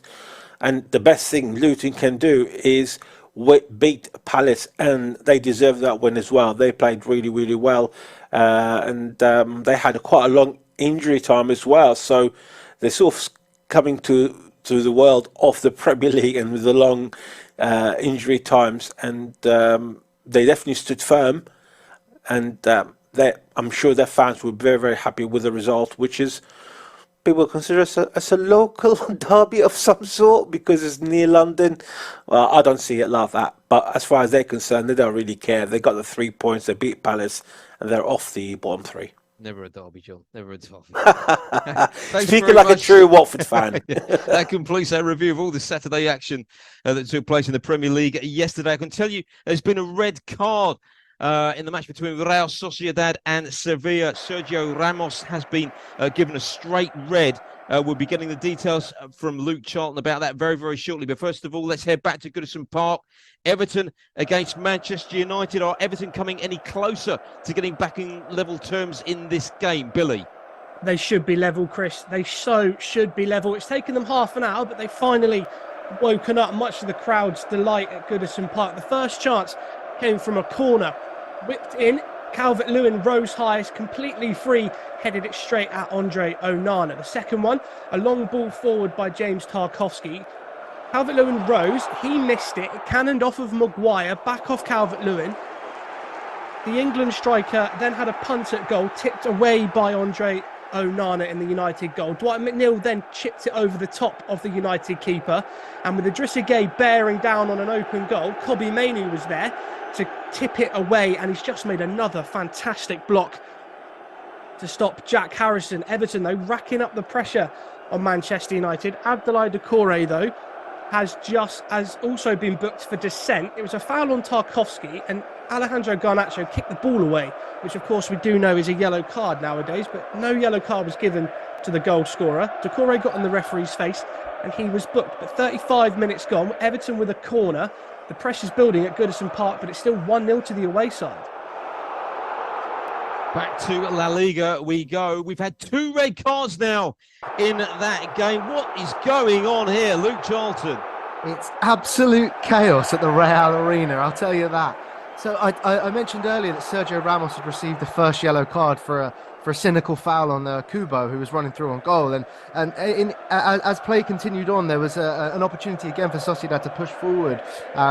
And Sergio Ramos went in for a 50-50 challenge, and it was very mistimed. And the referee on the field, he gave him a yellow card, a second yellow card, so he was sent off, sent to the stands. A VAR review was given, and it was actually upgraded, the yellow card, to a straight red, and the player was sent off, rightly so, and his match ban will be upgraded for that point, for a straight red. Following this, there was an altercation, it seemed, off the ball, where the referee was having a conversation with Jesus Navas. I think it was for dissent. He said something that he wasn't supposed to have said, and he received a straight red as well. So that's 2 Sevilla players sent off in a matter of moments, and a matter of madness, I would say, because they were really pushing here to get something from the game, and it really looks unlikely now that they're going to be able to do anything with nine outfield players. It's ridiculous, really, and they've only got themselves to blame for initially for conceding right at the start of the match for an error and a lack of concentration, and now through a disciplinary error, they've got 2 of their main players, 2 of their most experienced stars sent off. So we'll see here. We've got 8 added minutes now, and we've just reached the 91st minute of play with 8 added minutes to go. But it remains now Real Sociedad 2 and Sevilla 1. Quite incredible scenes then at the Real Arena in San Sebastian, and history repeating itself, because unbelievably, when these sides met back in the last season, just over a year ago in Sevilla, Real Sociedad winning 2-1 on that occasion. Sevilla were reduced to 9 men on that occasion as well, following 2 dismissals in the first 35 minutes that time. And they're now playing out the remaining few minutes with 9 men once again. So 3 points seem very, very unlikely for even 1 point seems very, very unlikely for Sevilla this evening. as they still trail at Real Sociedad by 2-1. Our featured match in Italian Serie A is, of course, at the Stadio Olimpico Roma at home to Udinese. Let's get an update on that game now from Barry Swain. Yes, Chris, 6 minutes gone. Well, we said when we last spoke, didn't we? Can't see this going any other way than a Roma home win. But full credit to Udinese, who have done most of the running in the early stages. They're actually coming forward at the moment. Really good run from Isaac's success, but then he had his pocket picked at the very last by Gianluca Mancini. But the only real chance of the game came inside the first 50 seconds. It was a free kick out on the right-hand side, slung into the box by Samardzic for Udinese. Up from the back, Jaco Bijol, the Slovenian international, and he was underneath the ball, just couldn't quite get around it to get the header on target. It was a looping header over the top of Rui Patricio in the Roma goal and over the crossbar as well. Roma really haven't got going so far. Now, I don't think Romelu Lukaku has touched the ball yet. We're coming up to 7 minutes. It's still Roma 0, Udinese 0. Goalless there, but it's no longer goalless at the Prezero Arena. The goals, powered by NairaBet. Because Marco Richter has scored for Mainz. A real surprise there. It's Hoffenheim 0, Mainz 1. Mainz scrapping for points at the bottom of the Bundesliga table, and they are currently 1 up. We'll be getting details of that goal from our reporter Jordan Okoli very, very shortly here on Football Live. But Mainz now leading by 1-0 as they approach half-time in that game. Let's cross back now to Billy Andrews, who's watching Everton against Manchester United. And are United still protecting that lead at the moment, Billy? They've gotten back into it a little bit, just through some silly fouls by Everton, and United have just given away a silly one inside the centre circle as well. But that's how they're going to have to get out of this amount of pressure that Everton are building. Jordan Pickford's come up all the way to halfway to take this free kick. But I just do want to point out Kobbie Mainoo. He's only 18. He was the under-18s player of the season last year at Manchester United. And he's playing like he's been in this United team 5 or 6 seasons, like a seasoned pro. He looks at home in senior football, particularly away at Goodison Park, which is always quite a difficult ground to go to, up against the likes of Abdoulaye Doucouré, who incidentally is a lucky boy at the moment because having already been booked for Descent, he then went in late on Luke Shaw, but the referee gave him the benefit of the doubt. Coming up to the last 5 minutes of the first half, Everton 0, Manchester United 1. Further goal news in League 1. The goals, powered by NairaBet. And Rennes have restored their lead. It's now Rennes 2, Rom 1 in that match. Let's hear all about that goal now for Mainz at Hoffenheim. Jordan Okoli. Yeah, this one has come against the run of play. It was Ed Milson who played in a great through ball into Marco Richter in so much space on that left-hand side. Kabak had completely left him unmarked. And Marco Richter still had a lot to do from that left-hand side, but he kept on going. Good pace, came inside, could have curled it with the inside of his foot, but instead he went for his laces and just stroked it into the corner. Fantastic finish. His first goal of the Bundesliga season. And no one really expected Mainz to get the first goal in this one, but they're starting to look like the stronger of the two sides in this one. And they actually had another chance to score not too long after that. So Mainz currently on top, surprisingly. They've only won 1 out of their last 5 games, but they're winning here so far away against Hoffenheim. So it's Hoffenheim 0, Mainz 1. A very long way to go in that game, but if Mainz can win and claim all 3 points this evening, it would bounce them out of the bottom 3 in the Bundesliga. Of course, there's some terrific action over the course of the weekend in the Bundesliga. Bayer Leverkusen moving back to the summit after winning 3-0 at Werder Bremen yesterday to equal Bayern Munich's record of the best start in the history of the competition, having now won 11 of their opening 12 matches. Bayern achieving that feat 8 seasons ago. Leverkusen now 2 points clear of Bayern, who beat Cologne on Friday evening, of course, with Harry Kane netting another goal to take his tally to 18 this campaign. Let's head back to Goodison Park. We're approaching half-time there. Are Everton getting any closer to drawing level. Billy Andrews. Well, I said they should have been level earlier. They definitely should be level now. 2 golden chances for the home side. The first one, a lovely whip cross by Ashley Young. Calvert-Lewin in between Maguire and Lindelof. Uncontested header. Got it all wrong straight over Andre Onana's crossbar. The second one fell to Idrissa Gana Gueye, not known for his goal-scoring prowess, but Calvert-Lewin did well to hold off Victor Lindelof and run at Harry Maguire. He found Abdoulaye Doucouré, a little touch off to his midfield partner Idrissa Gueye, and with Victor Lindelof coming in for the slide tackle, he got it, lacked all composure, put it straight over the bar and about 3 foot wide. And he's also just given away a foul on Marcus Rashford. 44 minutes on the clock, I'd make it. Everton 0, Manchester United 1. So Everton creating chances, but still trailing at home to Manchester United as they head towards the interval in that game. Let's get news of that second goal for Rennes to restore their lead at home to Rome in French Ligue 1. Here's Ethan Gardner. Well, mon Dieu, clearly Rennes like starting halves in a fast fashion, almost straight from kickoff. The ball was worked down the left-hand side, some neat interplay from the attackers, and it found its way over to the right-hand side, and a completely unmarked Benjamin Bourago, who slipped it neatly past the goalkeeper into the bottom left-hand corner. And after their domination in the first half, Stade Reims find themselves yet again behind. We'll see if they can work their way back into the game after 47 minutes. Another quick start to a half for Rennes as they find themselves 2-1 up here. So Rennes indeed 2-1 up at home at the moment as they approach half-time in that game. You're listening to Football Live here on Brilla FM, 14 minutes past the hour of 6 o'clock. And a reminder that in about 10 minutes' time or so, we'll be crossing back to FJ and the team in Nigeria for all of your comments on all the action that's taken place this weekend. The full-time whistle has blown at the Real Arena in San Sebastian. Did Real Sociedad manage to claim all 3 points in that game? I suspect they did when they were playing the last few minutes against 9 men. Here's Luke Charlton. They certainly did, Chris. The game's finished. Real Sociedad 2, Sevilla 1.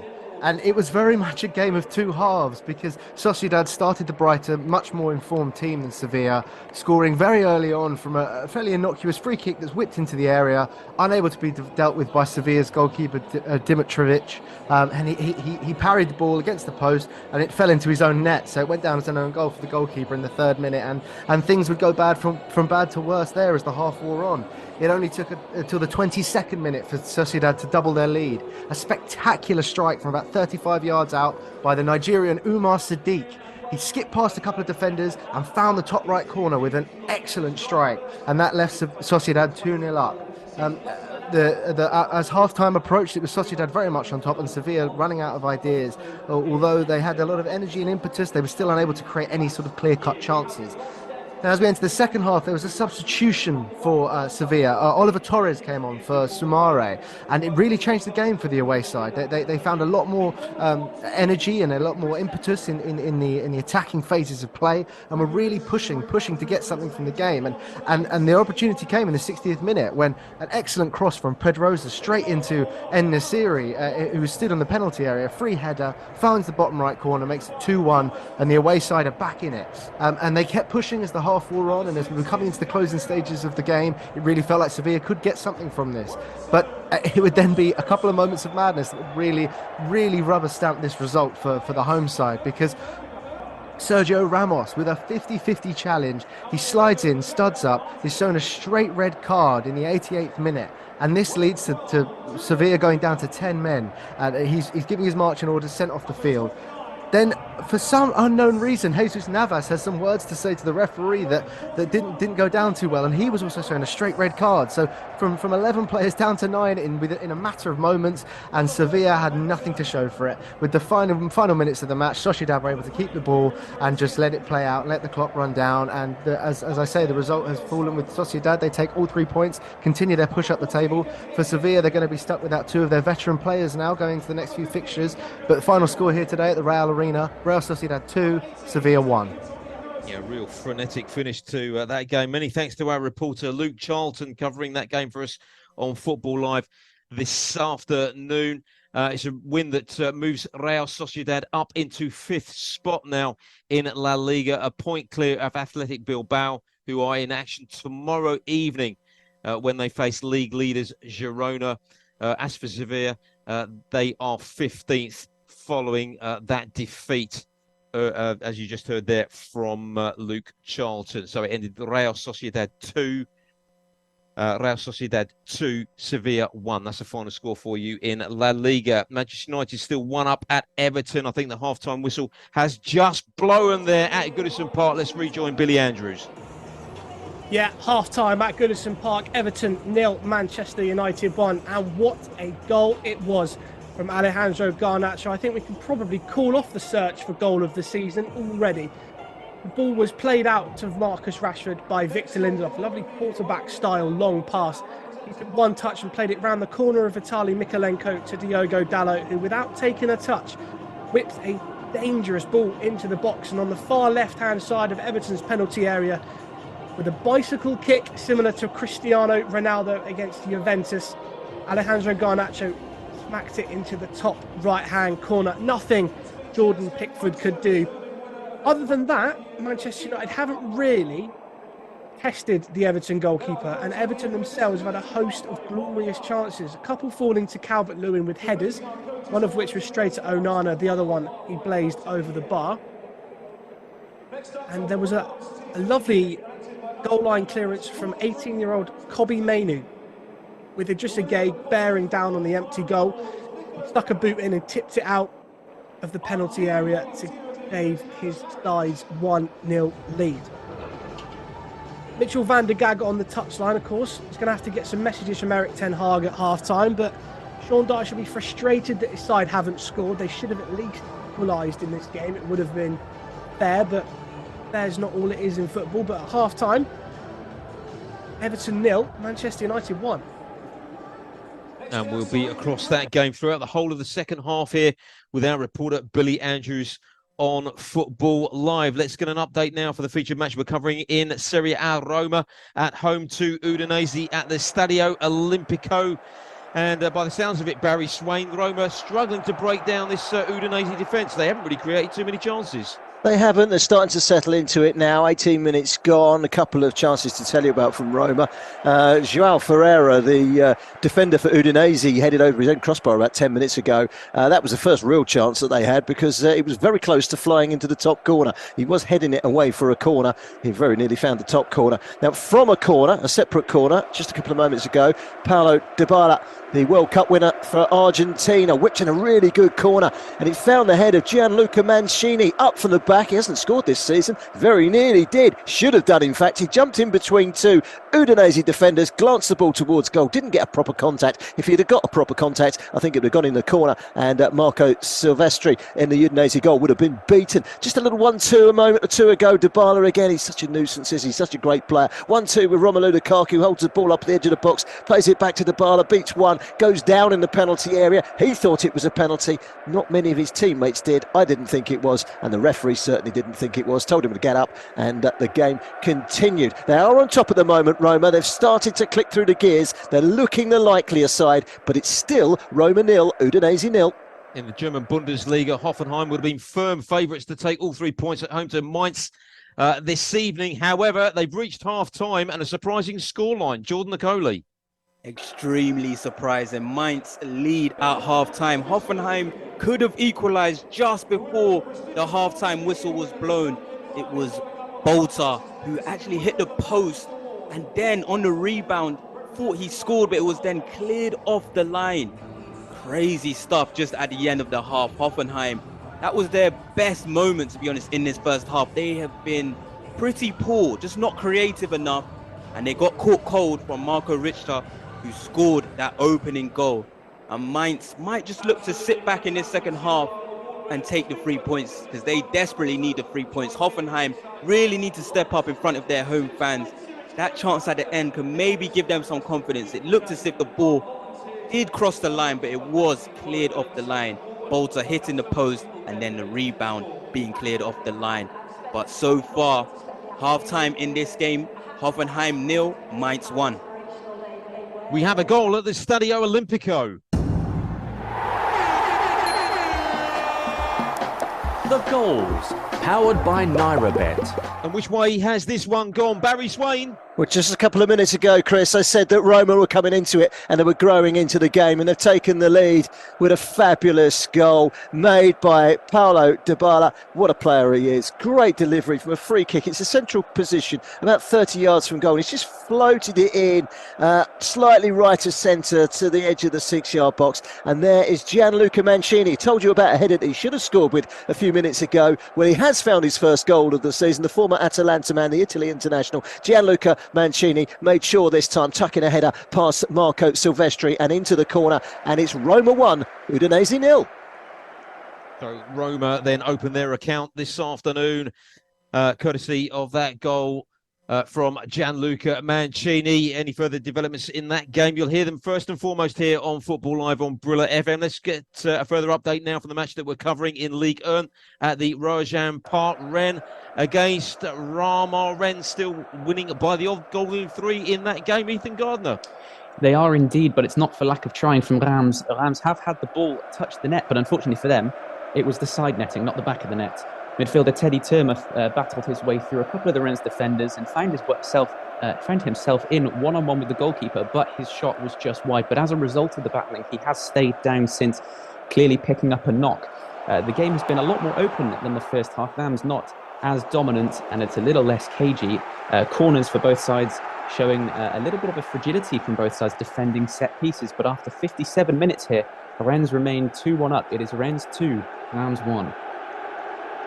So Rennes 2-1 up. Let's just recap the other latest scores again that we have for you in our featured matches at half-time. Everton 0, Manchester United 1. A stunning strike from Alejandro Garnacho, separating the two sides there. In Serie A, Roma 1, Udinese 0, and Hoffenheim 0, Mainz 1 is the half-time score there in the German Bundesliga. You are listening to Football Live here on Brilla FM. We're going to rejoin our colleagues in Nigeria once again for all of your social media comments. And FJ, we have a little question for you here. Everton, of course, taking on Manchester United, trailing at the break. Who is the only player to have scored in each of the Merseyside, Manchester and Glasgow derbies? He played for Manchester United and Everton, and also Rangers as well. Who's the only player to have scored in each of the Merseyside, Manchester and Glasgow derbies? We'll be back with you shortly here on Football Live.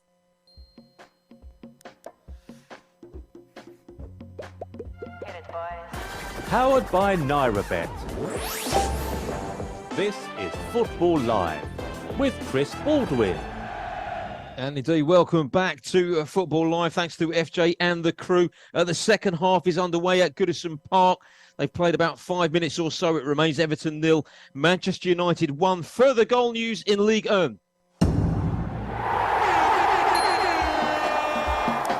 The goals, powered by NairaBet. It's coming our featured match between Rennes and Reims. Here's Ethan Gardner.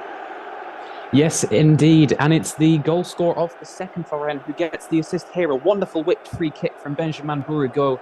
And it found centre-back Arthur Théat, who beat the offside trap and was completely unmarked. He headed down into the floor and it bounced past Reims goalkeeper Diouf to put Rennes 3-1 up. Since then, they've had another chance. The ball was worked down the left-hand side and crossed low by Enzo Lefebvre, but miraculously goes right through the legs of Rennes attacker Martin Terrier. They should be 4-1 up. Nemanja Matic in midfield has also picked up a yellow card as they look to defend their lead. After 72 minutes, it is now Rennes 3, Reims 1. So a nice 2-goal cushion then for the hosts in that game as they head towards all 3 points. Let's head back now to Goodison Park. Everton at home to Manchester United. Manchester United still leading there, courtesy of that incredible first-half goal from Alejandro Garnacho. Just think Wayne Rooney back in 2011, Billy Andrews. Yeah, a lot of comparisons between that goal and the one scored by Garnacho this evening, but the message from Erik ten Hag at half-time is abundantly clear in the opening 5 minutes of this second half. More control for Manchester United. They really did suffer to create anything after that opening 5 minutes of the first half. No changes for either side yet. But again, Kobbie Mainoo looking very, very settled in that Manchester United midfield. And neither goalkeeper yet to really be tested. United did have a chance. Got McTominay, who scored 7 goals in European qualifiers for this upcoming tournament. Just lashing it horribly over the top of Pickford's bar. Rashford struggling again in a Manchester United shirt. Still 1-0 5 minutes into the second half. Goal news from the Prezero Arena.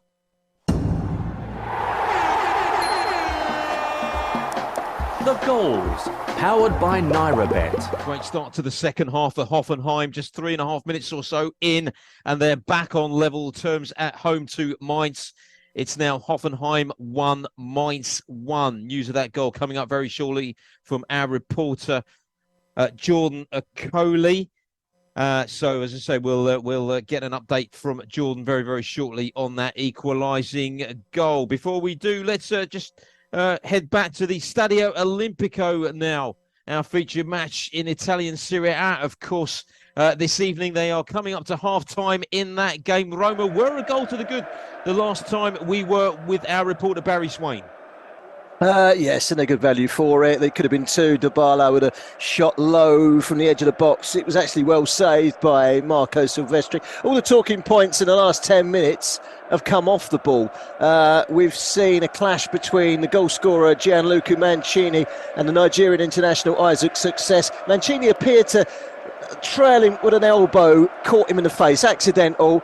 But Isaac Success took exception to it, reacted and got a yellow card for it. Since then, it seems to have kind of heated up. Lorenzo Pellegrini got a yellow card for Roma with a clash with Festi Ebusela, the Irish international, and that got Jose Mourinho's back up. Now, Jose Mourinho has now just lost his temper again for the second time in the space of 5 minutes, and that's because Isaac Success has just been fouled. He has been fouled 3 or 4 times in the last 10 minutes. He's gone down. He's gestured to the referee, Isaac Success, that there should be a yellow card, given that he's got one. And Jose Mourinho took exception to that, and the two were pretty much eyeball to eyeball, barring the fact that the fourth official stepped in to intervene. So one or two tempers flaring. Half-time is just under 5 minutes away. It's still Roma 1, Udinese 0.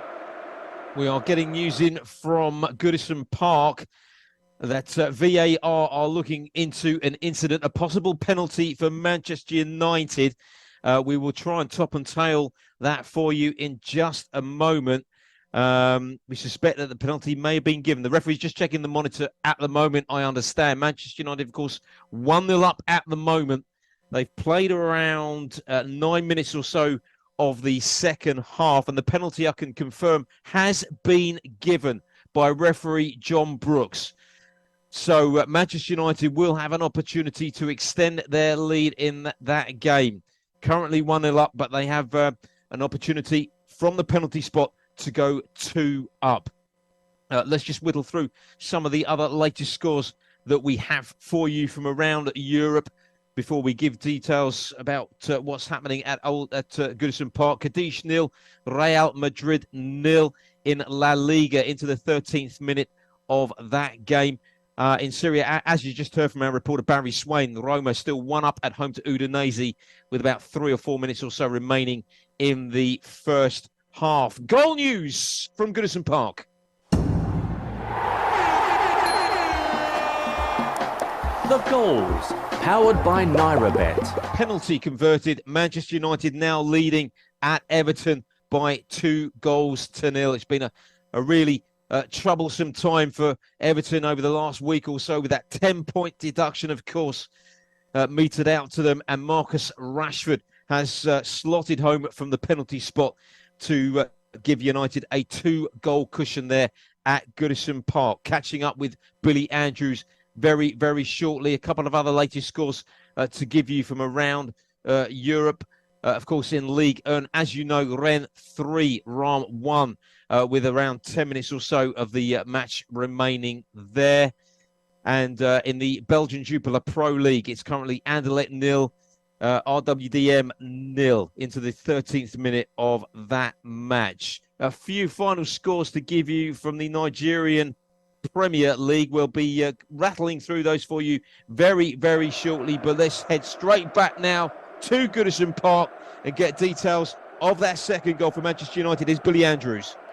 It's a gut punch for Everton, who have been the better side for large parts of that first half, but it's a goal that Marcus Rashford desperately, desperately needed. Normally, it's Bruno Fernandes that takes the penalties, but he gave it to Rashford, and you could just see the sigh of relief, like the weight of the world left his shoulders as the ball hit the back of the net. Every outfield player ran to Rashford. It was top left corner. Pickford had absolutely no chance. I'll tell you how it came about. Man United were on the attack. Fernandes played the ball into Martial. He took a touch past Ashley Young. Ashley Young stuck a leg out. Martial went over, and John Brooks gave a yellow card to Martial for simulation. Now, VAR told him to go and look at the monitor, which we all know means that the decision is going to be overturned. And despite Ashley Young clearly making contact with Anthony Martial, the former Manchester United winger still complaining to referee John Brooks, even after that goal's gone in. But Manchester United, a quick start to the second half. It's Everton 0, Manchester United 2. And that goal will give Marcus Rashford a little bit of confidence, no doubt. It's only his second goal of the campaign. His last was back in September when United lost 3-1 at Arsenal. But Manchester United now with a 2-goal cushion at Goodison Park. It's a long way back for Sean Dyche's side. And, of course, any further updates in that game, you'll hear them first here on Football Live on Brilla FM. Back to French League 1 we go, and some changes being made in that game. Rennes against Reims. Here's Ethan Gardner. Well, indeed, both sides making changes in order to try and, well, for Rennes to try and solidify this result, for Reims to try and change it. Some defensive changes for Rennes. They've brought on right wing-back Assignon for Benjamin Bureau, who got a goal and an assist in midfield. We're also seeing Martin Tarrier, one of the winger-come-strikers in the Rennes attack, leaving the field for talented young winger Ludovic Blas. Meanwhile, for Reims, former Brighton Academy player Rida Kadra has come on in midfield. He's an attacking midfielder himself. And up front, goal scorer Diakite has left the field for another striker, Salama. Worryingly for Reims, the player who's taken the most shots in this game is their centre-back and captain Adel Hamid, so perhaps they'll be relying on some set pieces to come in the final few minutes here. After 80 minutes, it remains Rennes 3, Reims 1.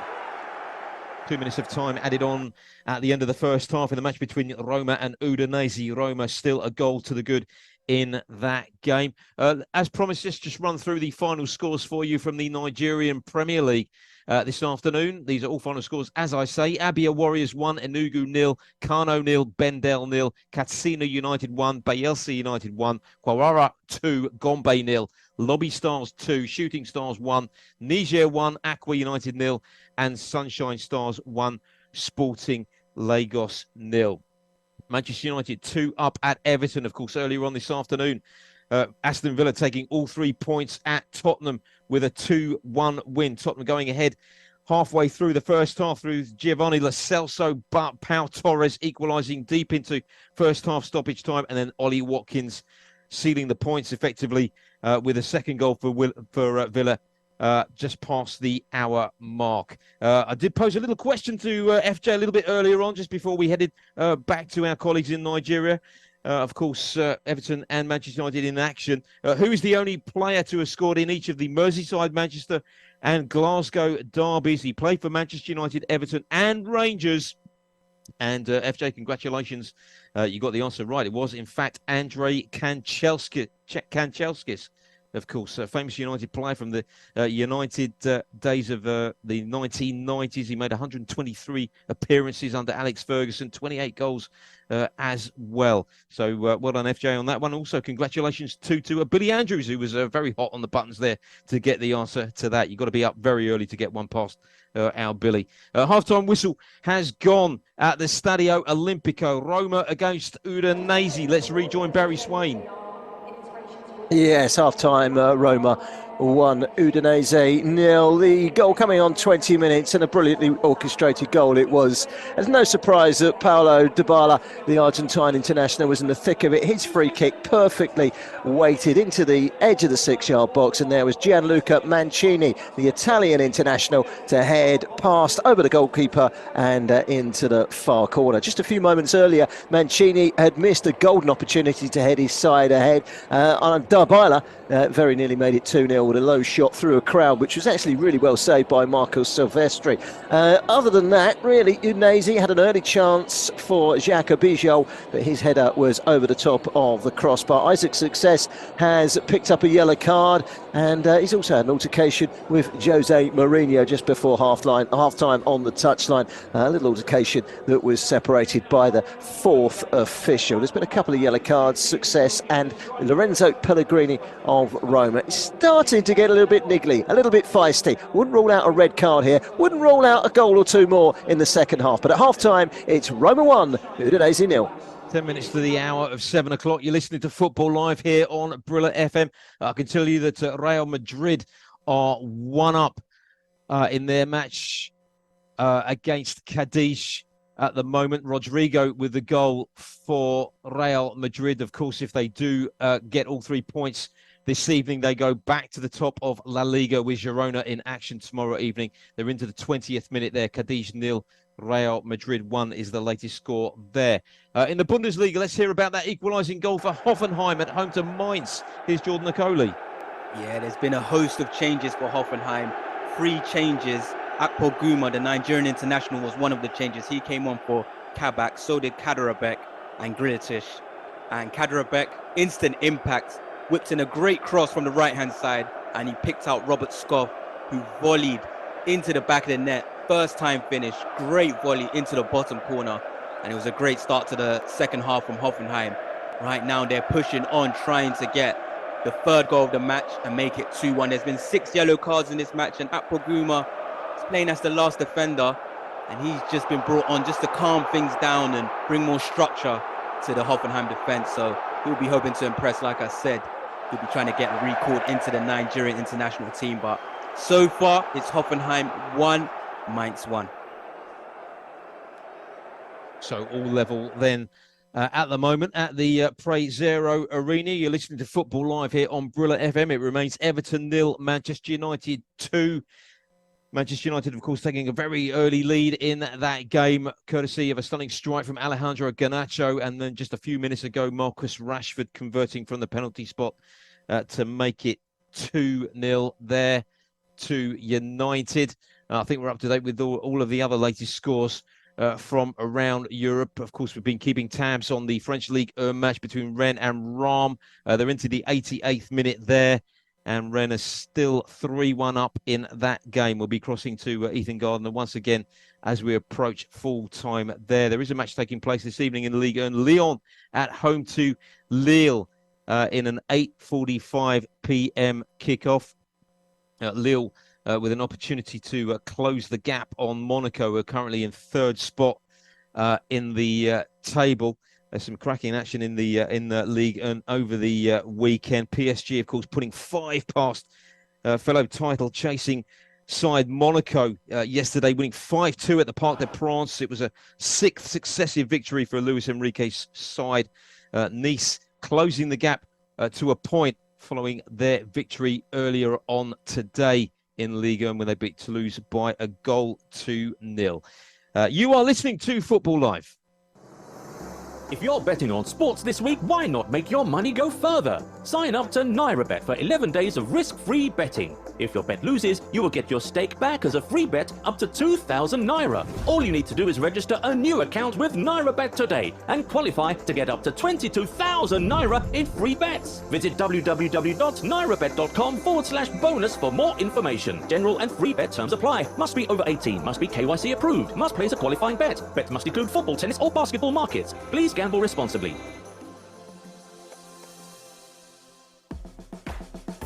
You are listening. You are listening. You are listening to Football Live. To Football Live. To Football Live. On Brilla FM. And you could not have scripted this. It's a very erotic voice, by the way.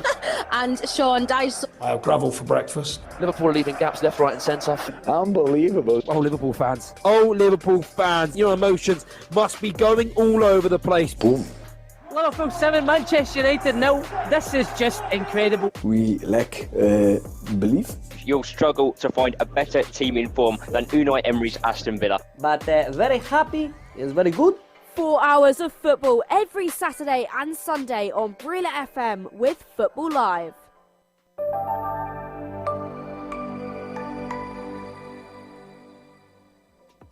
Sponsored by NairaBet, Football Live returns to Brila FM this Saturday afternoon.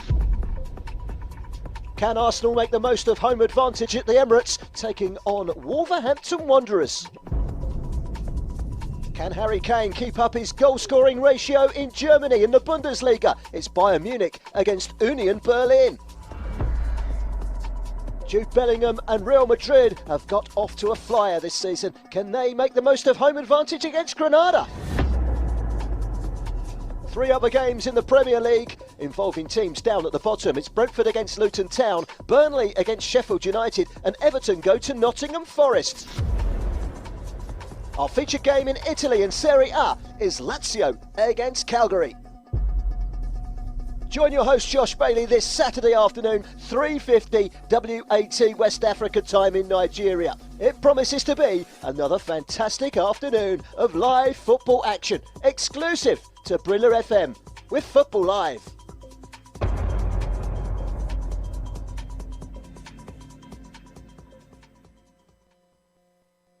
Football Live will be back very shortly, right here on Brila FM.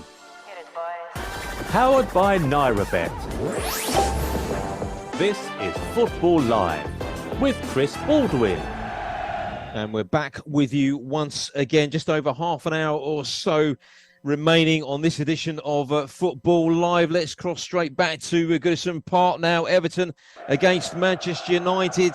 Everton trying to get a foothold in this game, and they've had an opportunity, I believe. Billy Andrews. Yeah, it's those balls into the box again for Everton that are causing all sorts of problems for Maguire and Lindelof. This time it was Jack Harrison with the ball into the box. It was looking for Calvert-Lewin, but it actually came off the thigh of Harry Maguire and into the gloves of Andre Onana and Ashley Young. Ashley Young's cross just cleared by Victor Lindelof for an Everton corner. Awful lot of debris being thrown at Manchester United players when they're near the corners. Those pink corrupt banners and a lighter at one point as well, which is quite unsavoury. But Manchester United's other chance in this half came, they won a corner. Bruno Fernandes won a corner off of Jared Branthwaite. They took the corner short between him and Rashford. Rashford waited for Luke Shaw to ghost in behind Jack Harrison. He was completely free in the box. He floated one to the back post towards Alejandro Garnacho. And unlike earlier, he lacked all composure and volleyed it high and wide. But 70 minutes coming up on the clock. United controlling it more than they did in the first half. It's Everton 0, Manchester United 2. If it stays that way, it would move Manchester United up to 6th spot this evening. We're going to get an update very shortly from the match that we've been covering in the Bundesliga, Hoffenheim against Mainz. It was 1-1 there, but I believe that we possibly have a penalty that's gone to VAR in favour of Mainz. But as I said, we'll keep you posted on that. Mainz, of course, scrapping for points at the bottom of the Bundesliga table. They've had a dreadful season. They've only won once this season. Currently 1-1 at Hoffenheim, who certainly would have been firm favourites going into that match this afternoon. But Mainz with possibly with an opportunity for a penalty in that game. As I said, we'll keep you posted on that very, very shortly. That's gone to VAR. Let's have a look and see if there's any other goals around for you to tell you about at the moment. I can tell you that Real Madrid still 1-up at Cadiz into the 28th minute there. The Brazilian Rodrigo scoring there for Real Madrid. And in League 1, they are approaching full time. Rennes still leading Reims by 3-1. So you'd think that Rennes will be claiming all 3 points there this afternoon, which would put a little bit of a dent in the European qualification aspirations of Reims, who, of course, were in 5th spot heading into that game. They had an opportunity to move into the top 4, but looks as though they are heading towards defeat in that game. I can tell you that the penalty was given in that match between Hoffenheim and Mainz. However, The penalty has not been converted, so it's a missed penalty. Aymen Barkok, the Moroccan, has not converted from the spot there, so he's been denied, and it remains one apiece there. We will be top and tailing all the details of that with our reporter Jordan Okoli very, very shortly here on Football Live. Before we do that, let's cross back now to Goodison Park. Everton against Manchester United for a further update. Here's Billy Andrews. Well, just as you've come to me, it should have been 3-0 to Manchester United. United are starting to play some fantastic stuff on the break. And this time it's Marcus Rashford played in by Victor Lindelof. He runs in, crosses it across the box, and Garnacho flings himself at it. It can only hit the side netting. And standing ovation from the away end as Erik ten Hag's given his instructions for substitutes. Kobbie Mainoo comes off after 71 minutes to be replaced by Sofian Amrabat. And Alejandro Garnacho is off to be replaced by Facundo Pellistri. Of course, goal of the season contender from Garnacho seconds ago had the chance to double his goal tally. But Pellistri coming on. Sofian Amrabat, the on-loan Fiorentina midfielder, on just under 20 minutes to go in this one. Manchester United starting to control things more. Everton 0, Manchester United 2. Let's head back to the Prezero Arena. Mainz with a gift of an opportunity to take the lead in that game, but they've squandered it. Here's Jordan Okoli. Yeah, they've squandered two gifts, and it was actually Aymen Barkok who squandered both gifts. Firstly, there was a cross put into him, and all he had to do was tap into an empty net. And somehow he missed. It looked harder to miss than to actually score the goal. But on the replay, you could see that Akpoguma got a crucial touch that might have just put Barkok off. And then Barkok had the chance to score from the penalty spot. Akpoguma again involved. This time, he's the one that gave the penalty away for a late challenge on Lee.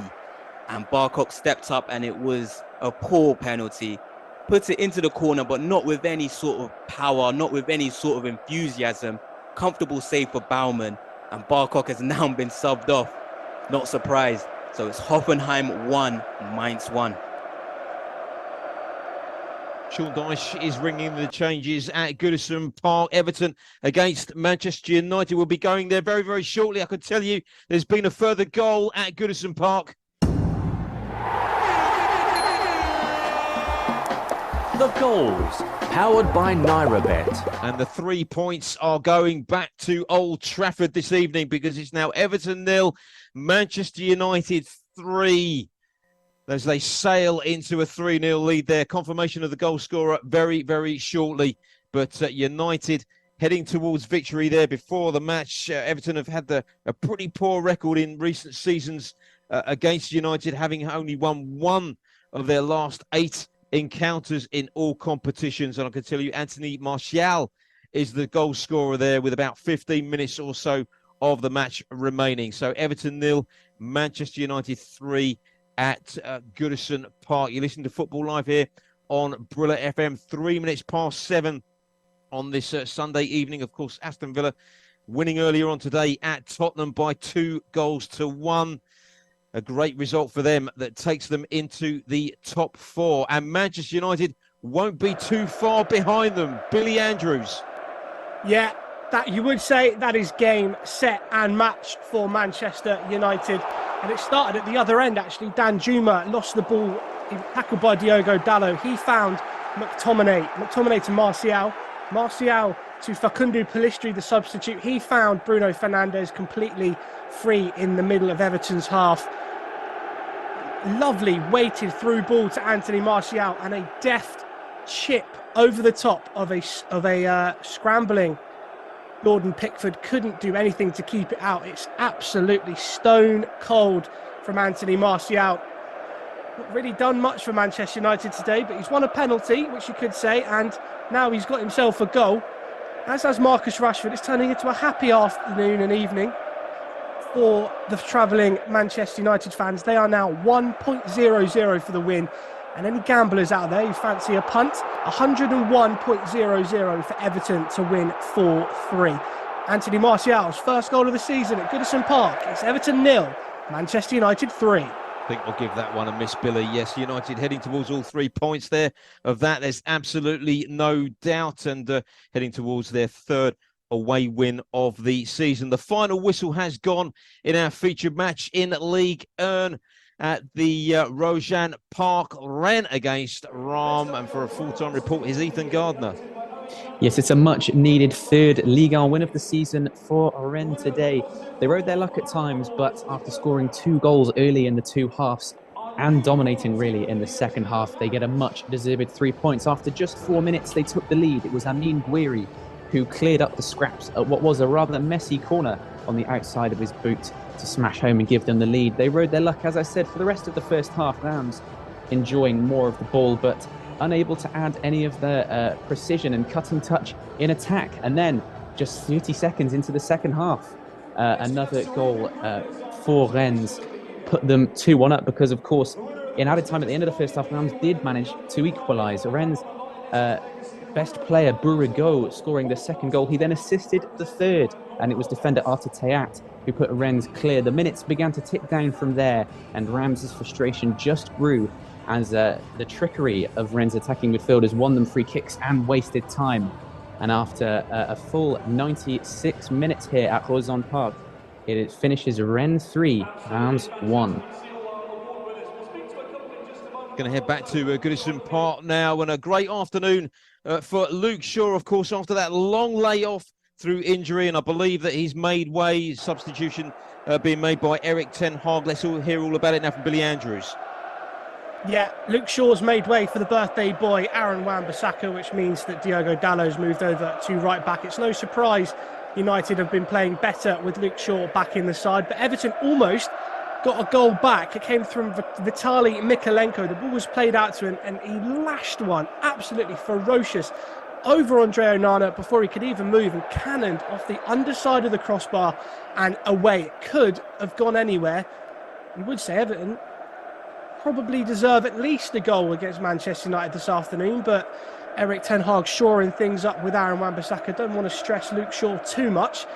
You would think they would have quite high hopes before they travel to Galatasaray midweek for that must-win Champions League group stage game.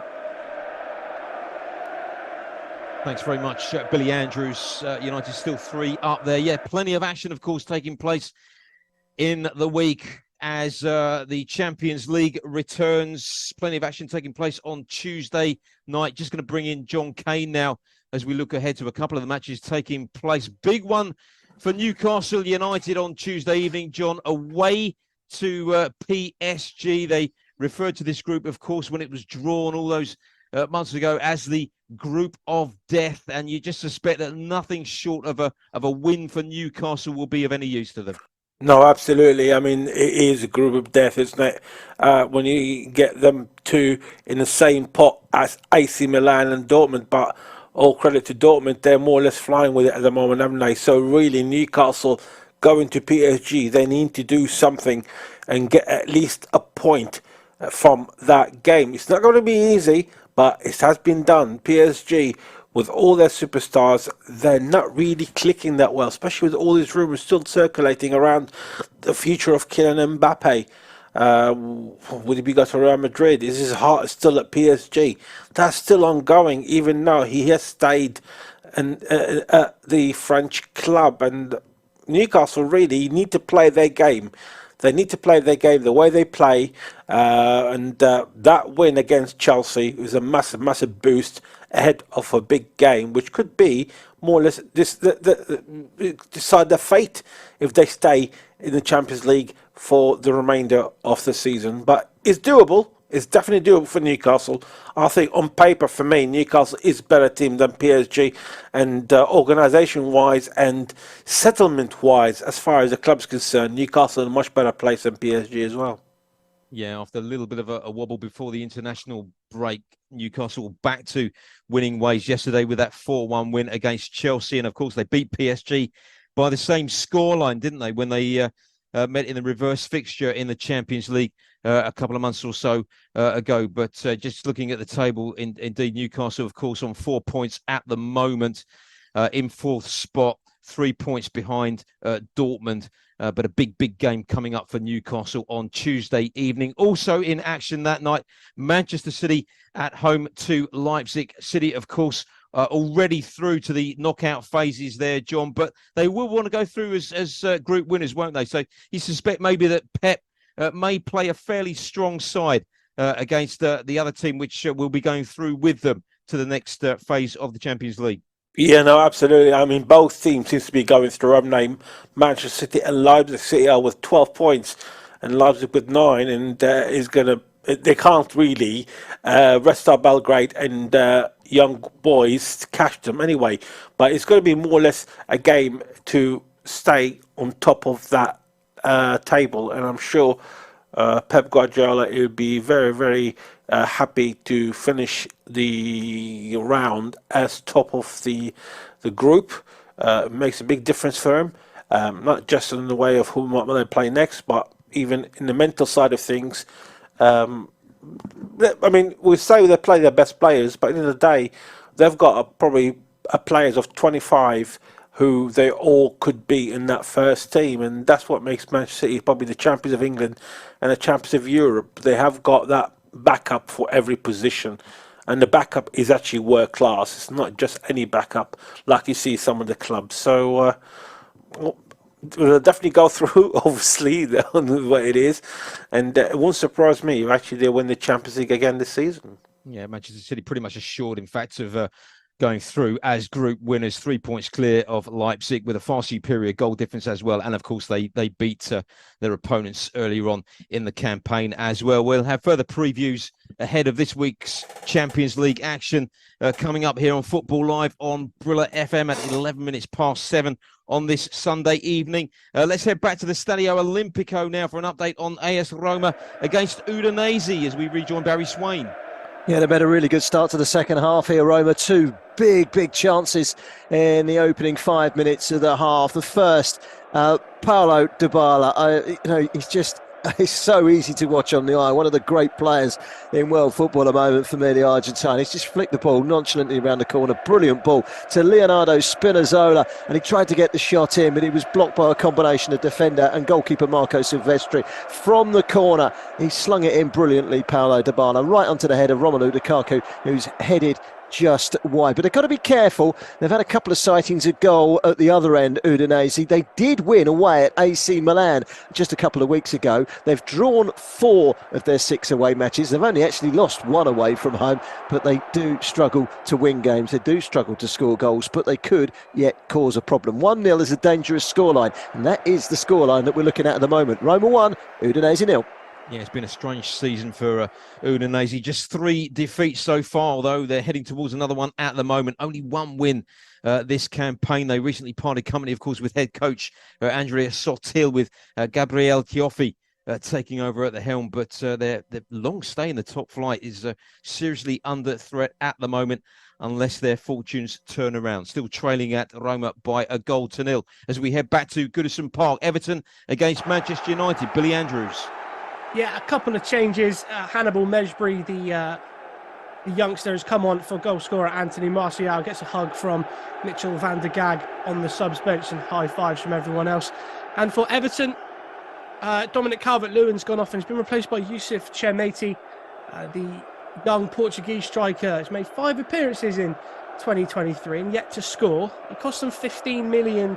So you'd like to think that if they hadn't made transfer decisions like that, they probably wouldn't have been fined, probably wouldn't have been docked points, Everton. But as Facundo Pellistri just has a shot saved by Jordan Pickford. Just a couple stats for you on Kobbie Mainoo. 18 years old on his Premier League debut away at Goodison Park. 83% pass accuracy, 100% tackles won, 2 interceptions, 1 clearance, 1 block, and 5 duels won and 3 balls recovered. If that isn't some man of the match type stats from the 18-year-old, I don't know what is, Chris. But going into the final 5 minutes plus added time, it's Everton 0, Manchester United 3. Yeah, what a great performance this evening. Let's check back in now with events that are taking place at the Prezero Arena. Hoffenheim against Mainz. Here's Jordan Nicoli. Yeah, big chance for Mainz in the last 10 minutes of this match. It was Marco Richter who got the first goal. He had a chance to get his second of the day from a free kick, and it was a fantastic free kick. He got a lot of power and curl onto it. And at first it looked as if it just crashed against the bar, but you could see on the replay that Baumann actually got a hand to it, and it was actually a terrific save that pushed it onto the bar. Otherwise, Mainz would have been a goal to the good, but it still remains with not long left. Hoffenheim 1, Mainz 1. If you're betting on sports this week, why not make your money go further? Sign up to NairaBet for 11 days of risk-free betting. If your bet loses, you will get your stake back as a free bet up to 2,000 Naira. All you need to do is register a new account with NairaBet today and qualify to get up to 22,000 Naira in free bets. Visit www.nairabet.com/bonus for more information. General and free bet terms apply. Must be over 18. Must be KYC approved. Must place a qualifying bet. Bets must include football, tennis or basketball markets. Please gamble responsibly.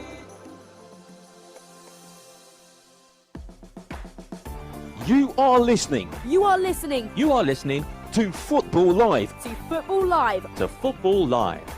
on Brila FM. And you could not have scripted this. It's a very erotic voice, by the way. And Sean Dyche. I have gravel for breakfast. Liverpool leaving gaps left, right and centre. Unbelievable. Oh, Liverpool fans. Oh, Liverpool fans. Your emotions must be going all over the place. Boom. Liverpool 7, Manchester United 0. This is just incredible. We lack belief. You'll struggle to find a better team in form than Unai Emery's Aston Villa. But very happy, it's very good. 4 hours of football every Saturday and Sunday on Brila FM with Football Live.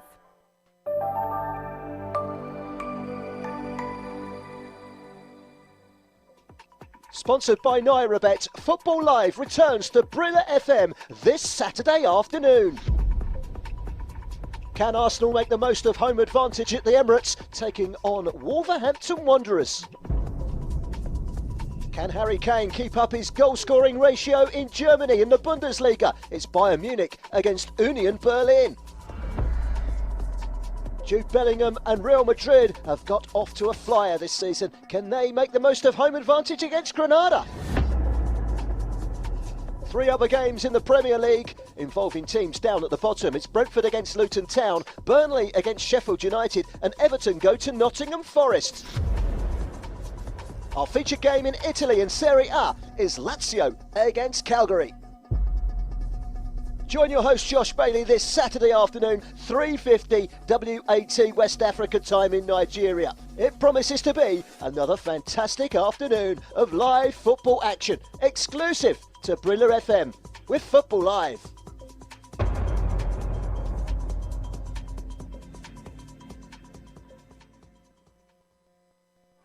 Football Live will be back very shortly, right here on Brila FM. Powered by NairaBet. This is Football Live with Chris Baldwin.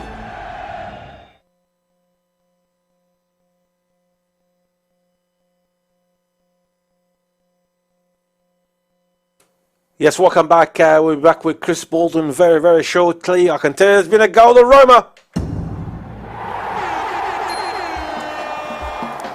The goals, powered by NairaBet. And let's cross straight away now to Barry Swain with all the action as it's unfolding at the Stadio Olimpico. And a surprising news, Barry. Well, so surprising news. We did mention it, didn't we? They went and won at the San Siro against AC Milan a couple of weeks ago.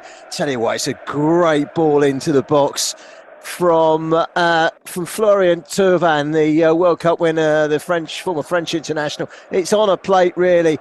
To the far post it goes and headed across brilliantly. Just looking at the replay again, you can't understate just how good a header it really is from Thauvin. The ball in was from Pereira, I beg your pardon. Florian Thauvin They've only got 5 goals out on the starting lineup today, Udinese. A quick underline, 8 of the players that started today haven't scored a goal this season. Tovin is one that has. That's his 3rd of the season. It's a brilliant header back across the defender because he's had to get in front of the defender, back across the goalkeeper. The technique cannot be understated. Also, really good involvement with the Zimbabwe international Jordan Zamuri in the pick-up as well, leading to that brilliant cross-in from the left-hand side from Piero, the Argentine, and a great header from Florian Tovin. It's Roma 1, Udinese 1. So it's all level then at the Stadio Olimpico. Udinese, of course, already with 8 draws so far from their previous 12 matches in Serie A this season, and they're back on level terms now at Roma. Let's head back to Goodison Park. They are into stoppage time. Everton against Manchester United. Billy Andrews. Yeah, into stoppage time, 6 minutes to stoppage time at Goodison Park. Everton had another good chance. This time it was Yusuf Chermete running in between Aaron Wan-Bissaka and Victor Lindelof.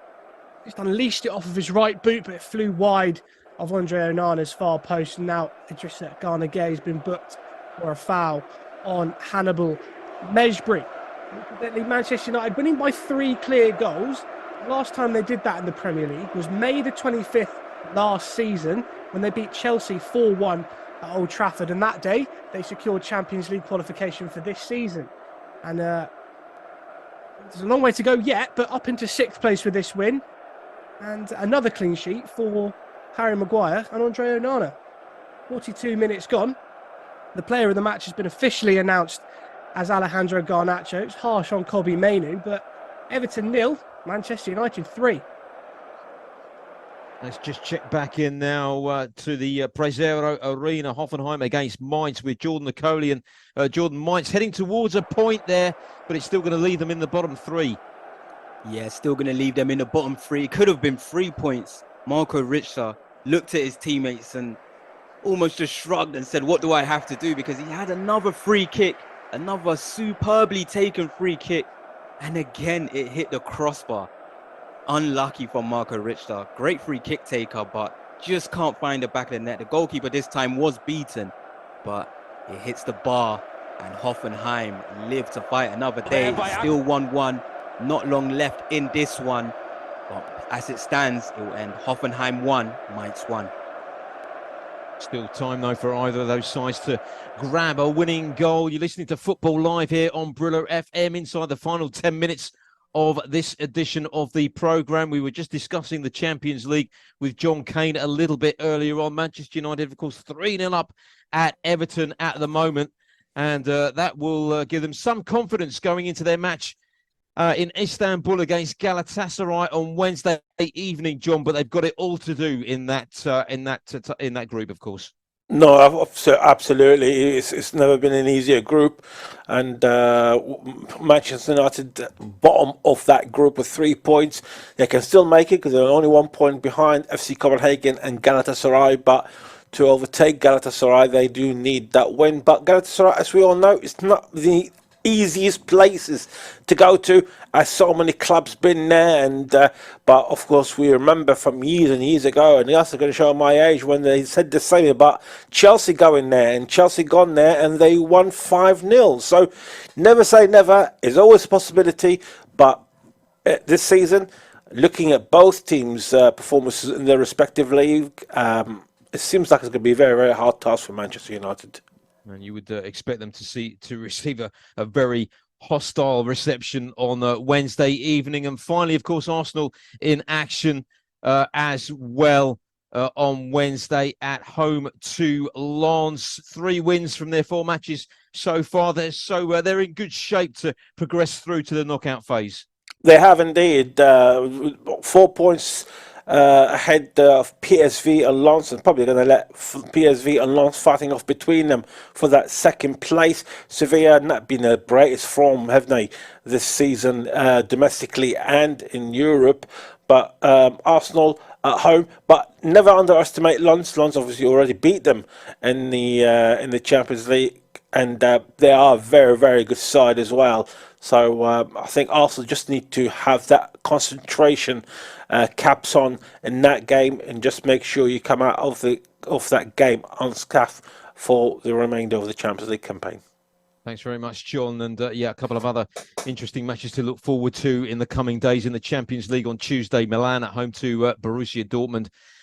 And then on Wednesday, Real Madrid at home to Napoli. Incidentally, at half-time, it is Cadiz 0, Real Madrid 1. That goal from Rodrigo in the first half. Still separating the two sides. Real Madrid with an opportunity to go back to the top of the table this evening if they can hang on to that lead and take all 3 points. Girona in action, of course, tomorrow evening in La Liga. What a great season they've had when they entertain Athletic Bilbao. Final whistle has gone at Goodison Park, and a comfortable win in the end for Manchester United. Here's Billy Andrews. Yeah, a comfortable away victory for Erik ten Hag's Manchester United side. They got off to the perfect start after 3 minutes when Alejandro Garnacho put them 1-0 up with a spectacular overhead kick.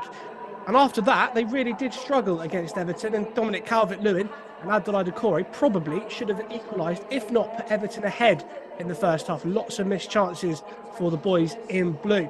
Second half started very quickly again for Manchester United. They got a penalty after Martial was deemed to have dived by referee John Brooks. VAR told him to go and have a look at the monitor, and Marcus Rashford scored the penalty, and the weight of the world lifted off his shoulders. Then it got even better for the travelling United fans. A sumptuous chip from Anthony Martial, his first Premier League goal of the season. All smiles for Manchester United, an awful lot of empty seats towards the end. They've raised over £40,000 and 35,000 people in protest against the Premier League, but the side was rather lacking. Another bright spark for Manchester United was debutant 18-year-old Kobbie Mainoo. They go to Galatasaray on Wednesday night, which will be another difficult game for Erik ten Hag, but it's finished at Goodison Park. Everton 0, Manchester United 3. Thanks very much to our reporter Billy Andrews covering that game for us here on Football Live.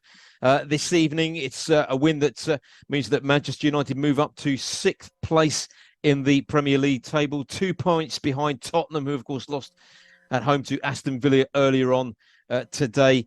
And of course, at the other end of the table, Everton in 19th spot on the 4 points following that 10-point deduction, and they remain 5 points adrift of safety.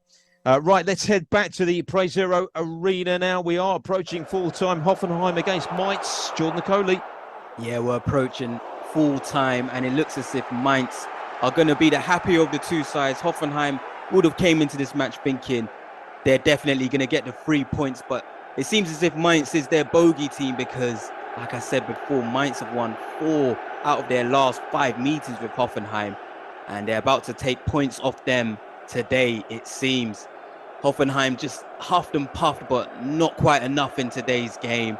And Mainz, in fact, probably could have got the goal. They hit the crossbar, got the winner, hit the crossbar 2 times from Marco Richter. So it looks like it's going to end 1-1 here. An impressive display for Mainz, who are struggling at the bottom of the table. We're approaching the last few seconds. Hoffenheim 1, Mainz 1. This is Football Live here on Brilla FM. We're going to cross back to the Stadio Olimpico for the final time for an update on Roma against Udinese. Barry Swain. Yeah, since that equalising goal, Udinese have looked the likelier side. A couple of good bursts down the right-hand side from Festi Ebosela, who once plied his trade in England for Derby County. He's an Irish international, looks quite lively, but neither time was he able to actually get the cross in after looking menacing. We've just seen a couple of chances for Romelu Lukaku as well. One just over his shoulder, couldn't control it. And another one, it was just coming into him, ready to round the goalkeeper. And just as he was about to take it around the goalkeeper, Jacobijo slid in and put it behind for a corner. Nothing came of that corner. We've played, 3 quarters of this game. We've got 22.5 minutes left in the second half. It is still Roma 1, the draw specialists, Udinese 1.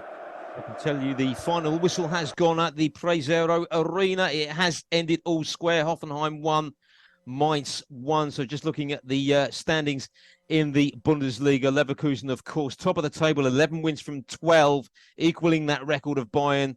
They are 2 points clear of their rivals, who are on 32 points. Leverkusen on 34, and then in third place, Stuttgart on 27 points, and Dortmund in fourth spot on 24. At the other end of the table, at that point, not enough to bounce Mainz out of the bottom three. They remain in 16th position on 8 points, a point adrift of Darmstadt. Well, that's just about nearly it from us here on Football Live. Let's just recap the Premier League scorelines for you this weekend. It all kicked off yesterday, of course, lunchtime. Manchester City 1, Liverpool 1. The other final scores for you from yesterday: Brentford 0, Arsenal 1, Burnley 1, West Ham 2, Luton 2, Crystal Palace 1, Newcastle 4, Chelsea 1, Nottingham Forest 2, Brighton 3, Sheffield United 1, Bournemouth 3. And of course, following the action today, Tottenham 1, Aston Villa 2, and Everton 0, Manchester United 3. That's just about it from us. Hope you've enjoyed this edition of Football Live. We'll be back on Saturday, the 2nd of December, when Josh Bailey will be your host. But from everybody here on the programme, it's a very good evening to you. Bye-bye. You have been listening to Football Live. Your host has been Chris Baldwin, your producer John Kane. A big thank you to each and every one of our reporters on this afternoon's show. Football Live is sponsored by NairaBet and is exclusive to Brila FM. We'll be back next weekend, Saturday the 2nd of December, when the show starts at 10 minutes to 3.